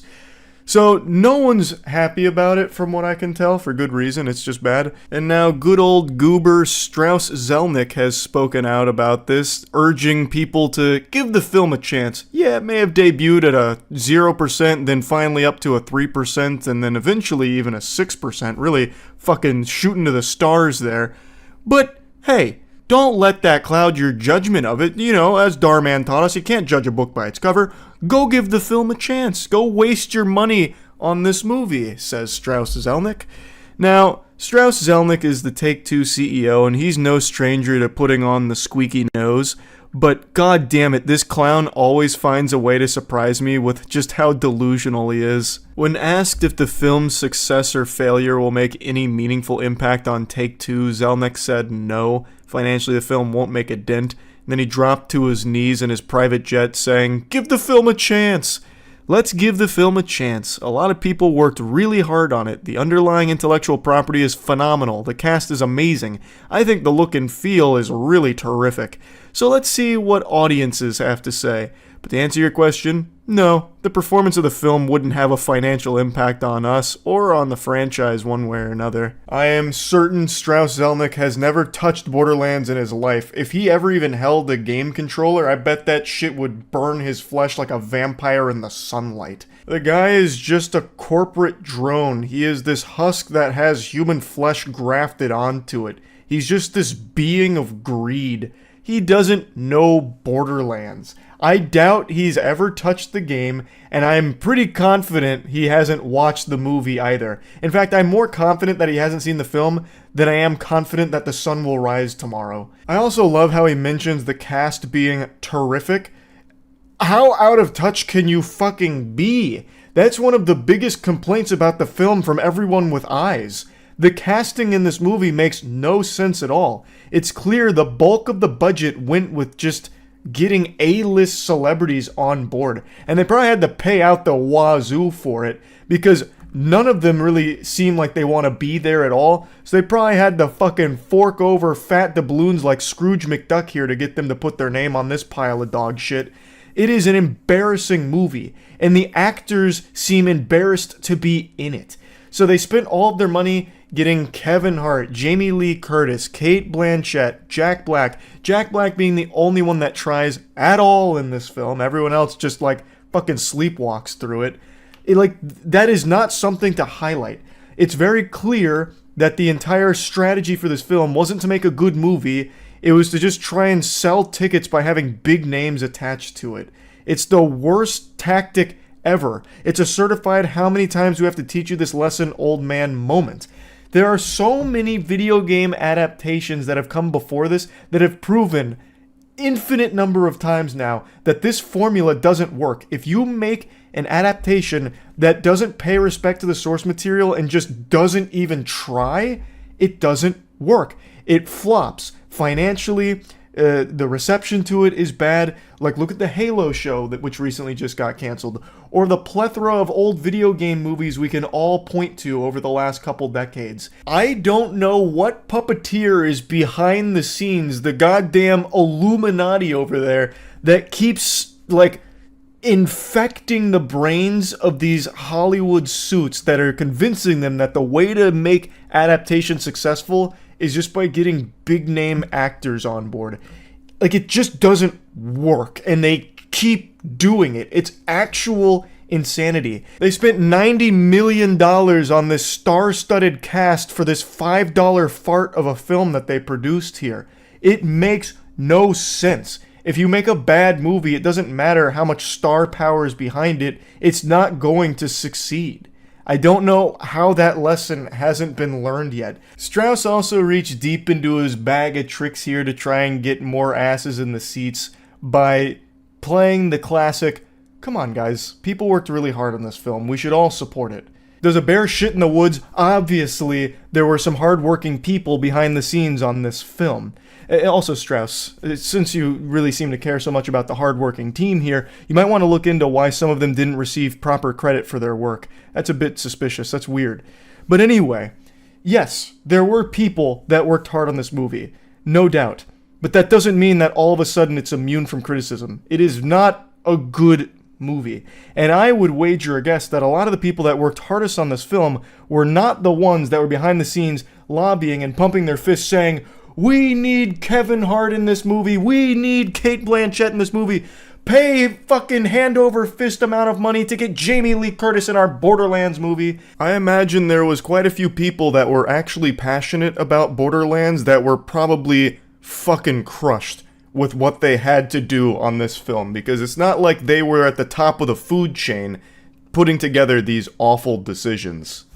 And I also imagine the VFX department was dreadfully overworked, like Hollywood has become so accustomed to doing here, because ultimately the visuals are really rough. And I never blame the VFX departments for that, because now I've become very well aware of just how cruel the industry is to that entire sector, and my heart actually breaks for them. So I imagine all of the hardest working people were the ones that Strauss doesn't know a single name of. It's so silly to try and deflect by calling in the wambulance about, like, come on, someone worked really hard on this, you can't be mean to it. Like, it doesn't make any sense. It costs $15 to $20 per ticket to see this movie. That's a lot of fucking clams. And it's not worth it at all. And there's nothing wrong with talking about why it's not worth it. He then has the nerve to say that Take-Two is really selective about what games it turns into films, and says that the company doesn't want its imprint on anything unless it's superb. Really, Strauss? You would consider the Borderlands movie superb? This would meet that criteria? He then goes on to just reassure everyone that it's not core to them, you know, they don't need to be doing this because it doesn't have like a massive effect on them, like their bottom line or anything, so it'll probably maintain its approach to only doing so selectively in the foreseeable future. But this article did remind me that there is another project in the work here, a BioShock film at Netflix. If that didn't oh my god, I'm having a full-blown Porky Pig moment here out of pure disgust. If that didn't send shivers down your spine, I don't know what will. A BioShock Netflix film. Following the banger that is the Borderlands movie, what a recipe for success, huh? Who's counting the days, right? Like, get your calendars ready. I can't wait for that fucking thing to drop. That's gonna be a real heater. Throw out all your DVDs and Blu-rays and forget everything you thought you knew about cinema, because it's about to be redefined with the next fucking Take-Two film project here with BioShock coming to Netflix. Oh my bussy trembles in fear at the thought of how bad that might be. If the Borderlands movie is any indication of the quality coming forward, we're in for a real treat with the BioShock film. I'm already just preparing to be really stunned at how bad that one might be. They'll drop like the announcement trailer and it'll reveal that James Corden has been cast as a Big Daddy. It's just so weird to me how we're still getting horrible adaptations. The roadmap is there. We have seen so many good adaptations recently. Like, you can see that all of the success is right there, and they just out of spite choose not to follow that and instead just be like, no, we know better than fans of the property that we're adapting. In fact, we know the direction that people actually want to see it to make it accessible to all audiences. And then they do what they did 20 years ago when every adaptation was trash. Let's all point and laugh at the absolute floundering it's doing in the box office right now. It's open to $4 million so far. On a $100 million budget, that is super rough. Unsurprisingly, people aren't just blindly going to see it because of the A-list actors in it. They're not just zombies flooding in the door to watch this pile of shit just because those names are attached to it. It seems like you actually have to make a pretty decent movie too to get people to get in the seats. What an absolute clunker. $4 million is significantly lower than I would have ever imagined for this film, and I'm actually super proud that people aren't just going to see it just because of the title of it or the actors in it. It really isn't worth the time or money. So it's very reassuring to see that it's doing so poorly here, because it, under no circumstances, should succeed. It's purely a cash grab that isn't grabbing much cash right now. They actually would have made more money if they just compiled every cutscene from the Borderlands series into a movie and released it for free on YouTube. They probably would have made more off just the fucking AdSense from that, as opposed to this $100 million theatrical catastrophe. But yeah, Don't listen to Strauss. It's not worth giving the film a chance. The movie's just bad. That's about it. So, yep. Joker 2 is a bad movie. I'd even go as far as saying it's a horrible film. But I didn't expect it to flop nearly as hard as it currently is. This is pathetic, the numbers it's putting up in the box office right now. This is the Concord of movies. The studio stands to lose roughly $150 million based on the estimates right now if the projections keep being followed. It is disastrous. I thought no matter how terrible this film was, it would still do well in the box office because it had such a large fan base that I thought would go see it no matter what, just to give it a chance. Nope, that wasn't the case at all. If you needed to escape from authorities and needed a place to lay low, buy a ticket to Joker 2. No one would ever check that auditorium. No one is going there. Those theaters are more empty than the room Squidward goes to be all alone in the void. It's bad. Also, I make that reference with Squidward a lot. That's just something that's always in my noodle. That's probably still one of my favorite scenes in SpongeBob. But anyway, right now, Joker 2 has opened to a $37.8 million box office domestically, which is actually lower than Morbius. What great company to have right there. It has done worse than Morbius so far. Now, globally, Joker 2 has brought in about $114 million, which isn't the smash success they were expecting it to be. That number sounds very high, but with the amount of money they put into it, it's still not doing well at all. And in the domestic box office, it's horrific. They're starting to realize Joker 2 isn't a tragedy, it's a fucking comedy. Everyone is pointing and laughing at this thing. It super sucks. But not only that, Joker 2 Folie à Deux PU, this is the poop that just keeps on stinking, because not only is its box office performance lackluster, it has the lowest cinema score out of any comic book movie ever, at a D. Now, I'm not going to sit here and blow smoke up your butthole pretending that I know everything there is to know about cinema score. This is actually really like one of the few times I've heard of it, so I'm not the most familiar with it, but it's been around for a while and it is a consistent score that pulls moviegoers after seeing a movie just to kind of gauge reactions, and then they assign a grade to it. And prior to Joker 2, the record holder for lowest cinema score for a comic book movie was Fantastic Four from 2015, which had a C-. That movie is still, to date, one of the most hated comic book movies of all time. And now Joker 2 is below that. That's mind-boggling. And they also put it in another perspective here. Borderlands, which I believe is the worst movie of this year, by far, I think it is significantly worse than Joker 2, actually has a D+, meaning that it has a higher score than Joker 2. And Madam Web, which I believe is one of the worst comic book movies of all time, has a C+, so significantly higher than Joker 2. Initially, I just assumed that all cinema scores would skew on the very low side of things, because when people go see a movie that's bad, like a Madam Web, like a Fantastic Four, like a Joker 2, their initial reaction is obviously going to be anger, like, I wasted money on this is absolute dog shit, thus the cinema scores would always be low. But when I saw Madam Web had a C+, I realized that just wasn't really the case. There are people that go see these objectively dog shit films, and they just have dog shit taste that aligns with it, so they liked it. So Madam Web having a C+, it's not always just going to be the most outraged of people every time. Joker 2 is so universally hated by critics and audience alike that even just gauging moviegoers' experiences, you're getting mostly negative without very many positives. So this movie failed on everything it tried to do. I think one of the main contributing factors for everyone's disgust with the film is how a lot of people went into this not even knowing it was a musical. I knew that going into it because it had been talked about prior, but if you only went in based on the trailers and based on how much you liked the first one, you would be caught completely off guard by this being a fucking musical. The trailers try their best to hide that. There's little hints that there might be some kind of music scene, but there is nothing in the trailers that would have you going into this thinking that you're getting a full-blown fucking Red Alert musical. So a lot of people felt really misled by that, and I imagine that contributed heavily to how much they hated it. Now, I don't agree that Joker 2 Folie à Deux is the worst comic book movie ever. I think that is an absurd claim. There are significantly worse comic book movies, and it is definitely not worse than Borderlands, but I do agree that Joker 2 is the most disappointing movie, most disappointing comic book movie.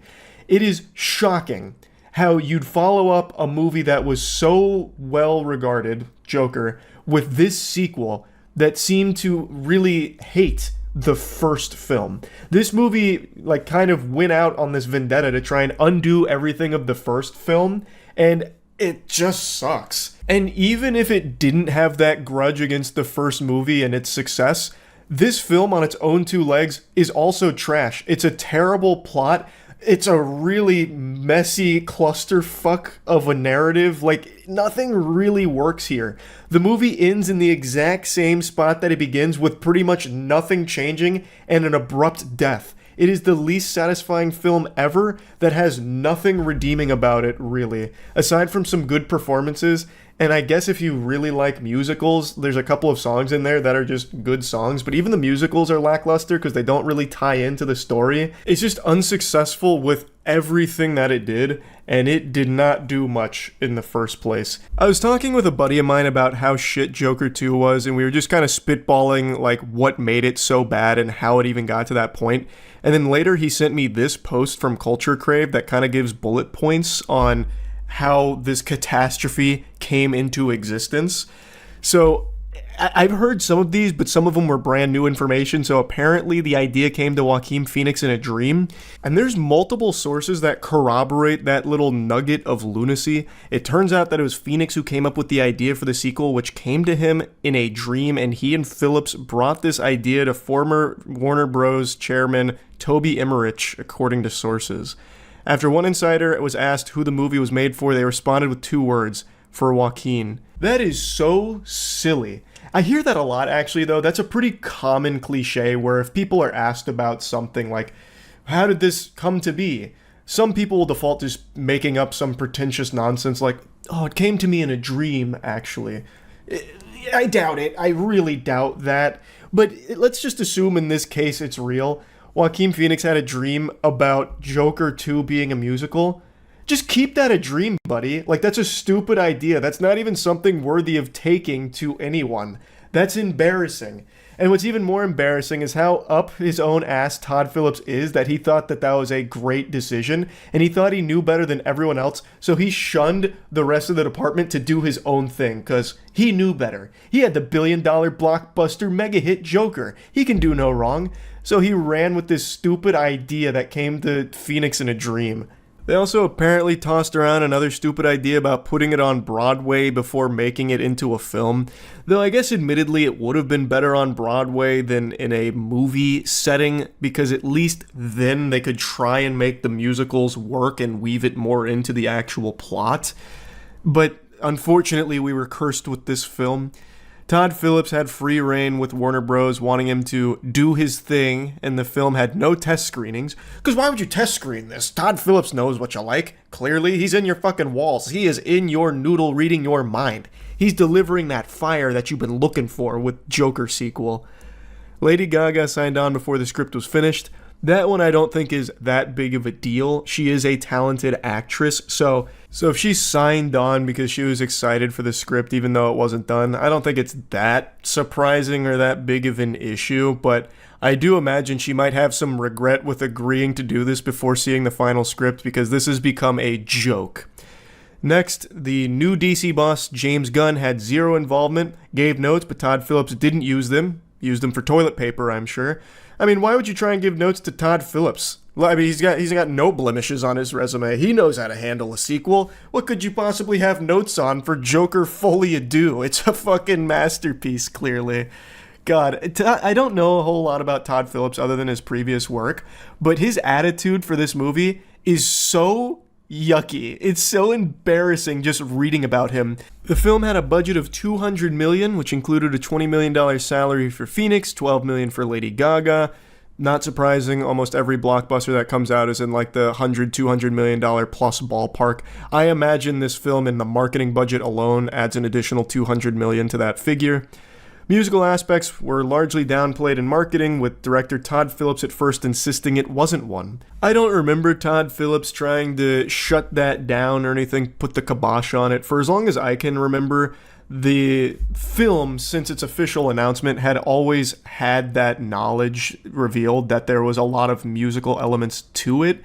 So I went in with the impression that this was going to be a musical, and I imagine a lot of others did as well. But again, if you just watch the trailers, it doesn't really come across that way. So perhaps Todd Phillips made that conscious decision to hide that fact, because musicals, I mean, especially for fans of the first Joker movie, probably aren't going to be that enticing for this kind of audience. So I imagine that's probably accurate, but I don't recall Todd Phillips trying to downplay it. Christopher Nolan reportedly changed the ending of the first movie because it ended with Phoenix's Joker carving a smile. There was no resistance for the sequel, with Nolan leaving Warner Bros. That was fascinating to me. So apparently, Todd Phillips had actually wanted in the first film him to cut the smile into his face. Christopher Nolan was apparently still with Warner Bros. At the time, so he had say-so here and said, "You're a fucking idiot." No, he shut that shit down real quick. But now that Nolan left Warner Bros., Todd Phillips was left to his own devices again and went hog wild. So, as all of you know by now, the Joker 2 ends with a completely random psychopath who shanks Joaquin Phoenix's Joker in the hallway where the movie begins, because nothing in this film fucking changes and nothing actually matters in the movie. This random guy abruptly kills him, and then in the background cuts a smile into his face. Just Todd Phillips paying a little disrespect to Nolan here, and the legacy that Nolan built with that Joker. It's such an insulting thing to conclude here, because it's not well done. It comes out of nowhere, and this whole film is garbage in the first place, so it's just an even bigger waste of time. I understand why Nolan would absolutely not want Phillips to do that. It's also just highly unnecessary and doesn't actually tie into anything, so it's super dumb, but since Nolan wasn't at Warner Bros. At the time, Todd Phillips unfortunately got to do it, and we're all worse off for it. This next one had me giggling. Todd Phillips was secluded on a ranch during the opening weekend. I think he was bracing for the storm. I think he knew that this was not going to be received well. It was already not being highly reviewed from the people that had already seen it. So I imagine he had the inkling that, man, maybe he missed the mark. Or I could be totally wrong. Perhaps this is Todd Phillips just under the impression that his high art speaks for itself, and he wants people to come up with their own conclusions based on the nothing burger he served them. So he isolated himself from the rest of society to give us this chance. But more than likely, he just went to the ranch to just go ahead and tune everything out and count all the money Warner Bros. Dumped on his fucking front porch for this absolutely trash sequel. Film was panned by fans and critics. It currently has a 33% from Rotten Tomatoes critics and a 31% audience score. It has the cinema score of D, lowest ever for a comic book film. Domestically opened with $37.8 million, which is lower than comic book films like Morbius and the Marvels, and it needs $450 million globally to break even, which may lose the studio over $150 million, and Warner Bros. Discovery is already in $40 billion of debt.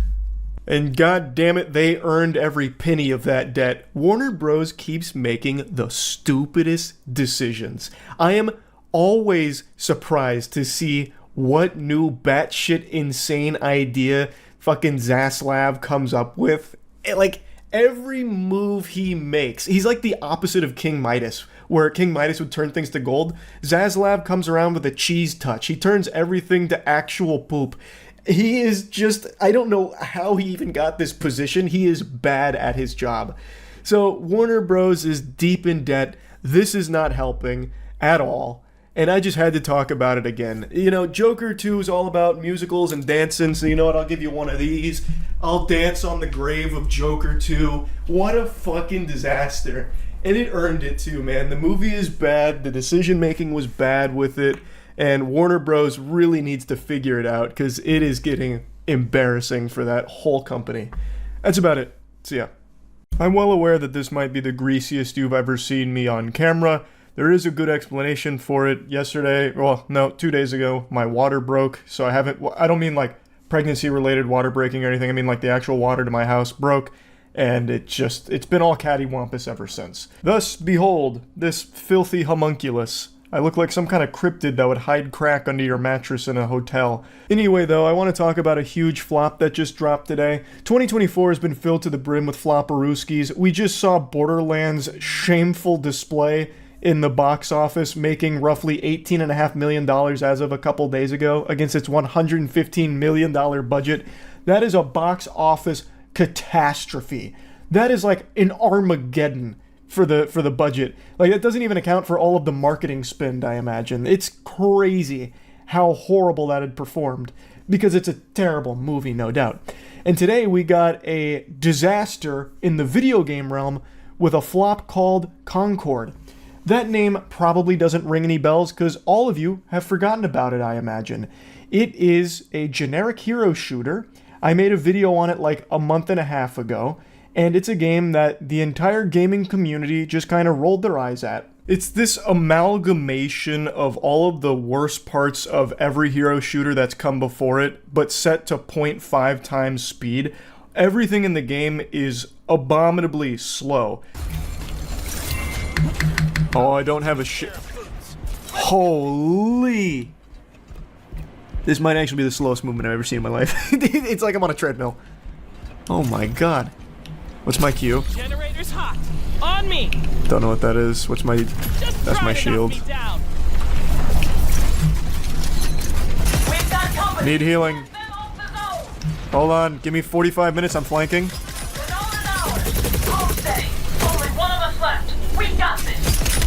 Oh my god, the reload. That's tragic.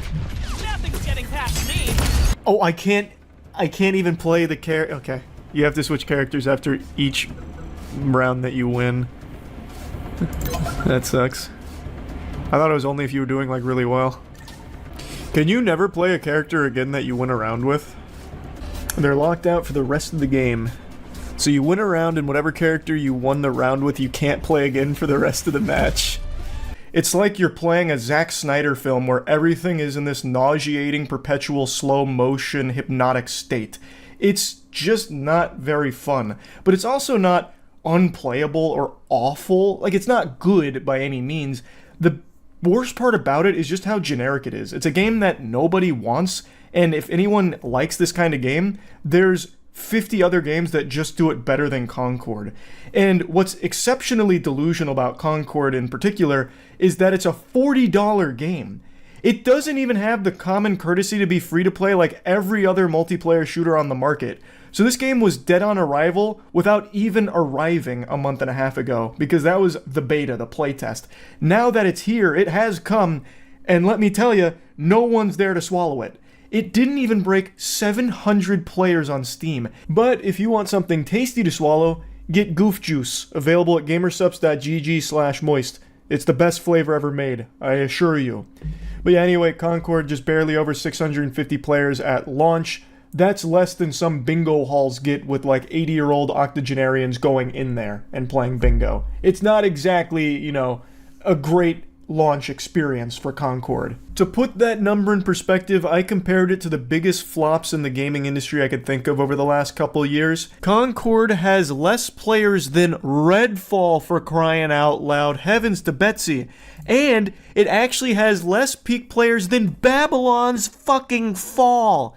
Babylon's Fall is a game I think most of you have scrubbed from your memory, but this was, at the time, I'm actually having a Porky Pig meltdown right now because this is so shocking. Babylon's Fall was, at the time, a historic blunder. A crazy one. Babylon's Fall was so bad and so embarrassing they actually pulled the game from Steam. And yet, that had more peak players than Concord does. Concord just barely has a higher peak than Lord of the Rings Gollum, another game so floppy that the studio also got shut down for making it in the first place.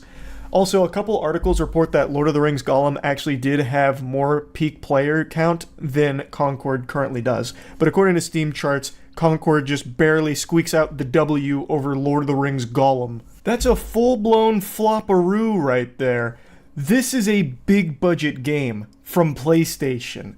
This, no doubt, cost millions upon millions of dollars and a long time baking in the oven, and no one is here at the table waiting to be served this dish. I don't know how these games even get made, because from the very first trailer, when it became clear that it's a hero shooter, which is an unbelievably oversaturated market, everybody let out a collective sigh. I don't know who this game is for. I don't know who the target audience is, because even hero shooter enthusiasts, or even just multiplayer shooter enthusiasts, aren't going to choose this game to call home. They're not going to be climbing over each other, tearing at each other's flesh, trying to get a piece of that Concord action, because it's $40 fucking dollars. And every other game in this genre is free, save for a couple of exceptions. Like, it's a watered down version of free games that exist right now, so who the fuck would be lining up to fork over 40 clams for this? Your $40 is better spent paying someone to give you a swirly in a public toilet. This is the most predictable flop I've ever seen. There's no dimension in the multiverse where this title is successful, and everybody knew it, except for the suits, I suppose. I don't even know how this got greenlit in the first place. Again, everything about it was just doomed to failure. And now, here it is, failing. I don't know if it's like a desperation thing where they had already developed for, so many years and spent X amount of money on this project, and they just felt obligated to release it come hell or high water to try and recoup some of that investment. That's probably the case because, 600 people paying $40 for the game is better than 0, I suppose. But you know what's better than just recouping some of your investment? Not investing in turbo ass in the first place. Again, I don't even get how this project ever even made it to a launch. This should have just been an idea that people laughed at the meeting and said, yeah, imagine if we actually wasted time and money doing that and then moved on to a better project.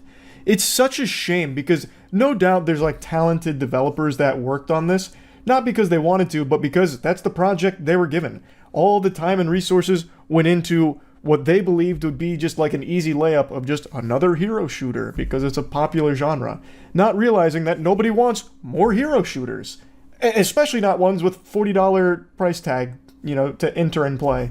It's just so simple and so avoidable. I had to talk about it though because it's a flop that's hard not to laugh at. I think it's important to mention that the game is sitting at mostly positive reviews at the moment, so the community that's playing it, however small it is, does seem to be enjoying it.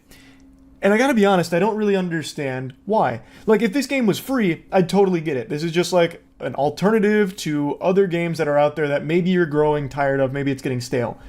But it's $40 and you're just getting a worse version of those games. There's not a single thing that Concord does that no other game does, and everything that it does okay, other games do well. So I just don't really understand why there's anyone speaking so highly of it. If it was free, again, I would totally get it, but it's not. You're paying $40 and you're getting something worse than things that are free. I know I keep repeating that, but it just boggles my mind. So I just wanted to talk about it a little bit because this is a very impressive flop. You don't usually see games open, like big budget games, open to under 1,000 players, especially not a game that has this much money going into it and this much, meat behind it. Usually, even the biggest flops that you've heard about, like fucking Suicide Squad, Kill the Justice League, that had 13.1 thousand players on launch, and that game lost the company like a reported $100 million or more. So this is pretty rare to see a game flop to this degree. So I want to talk about it. That's really about it. So yeah.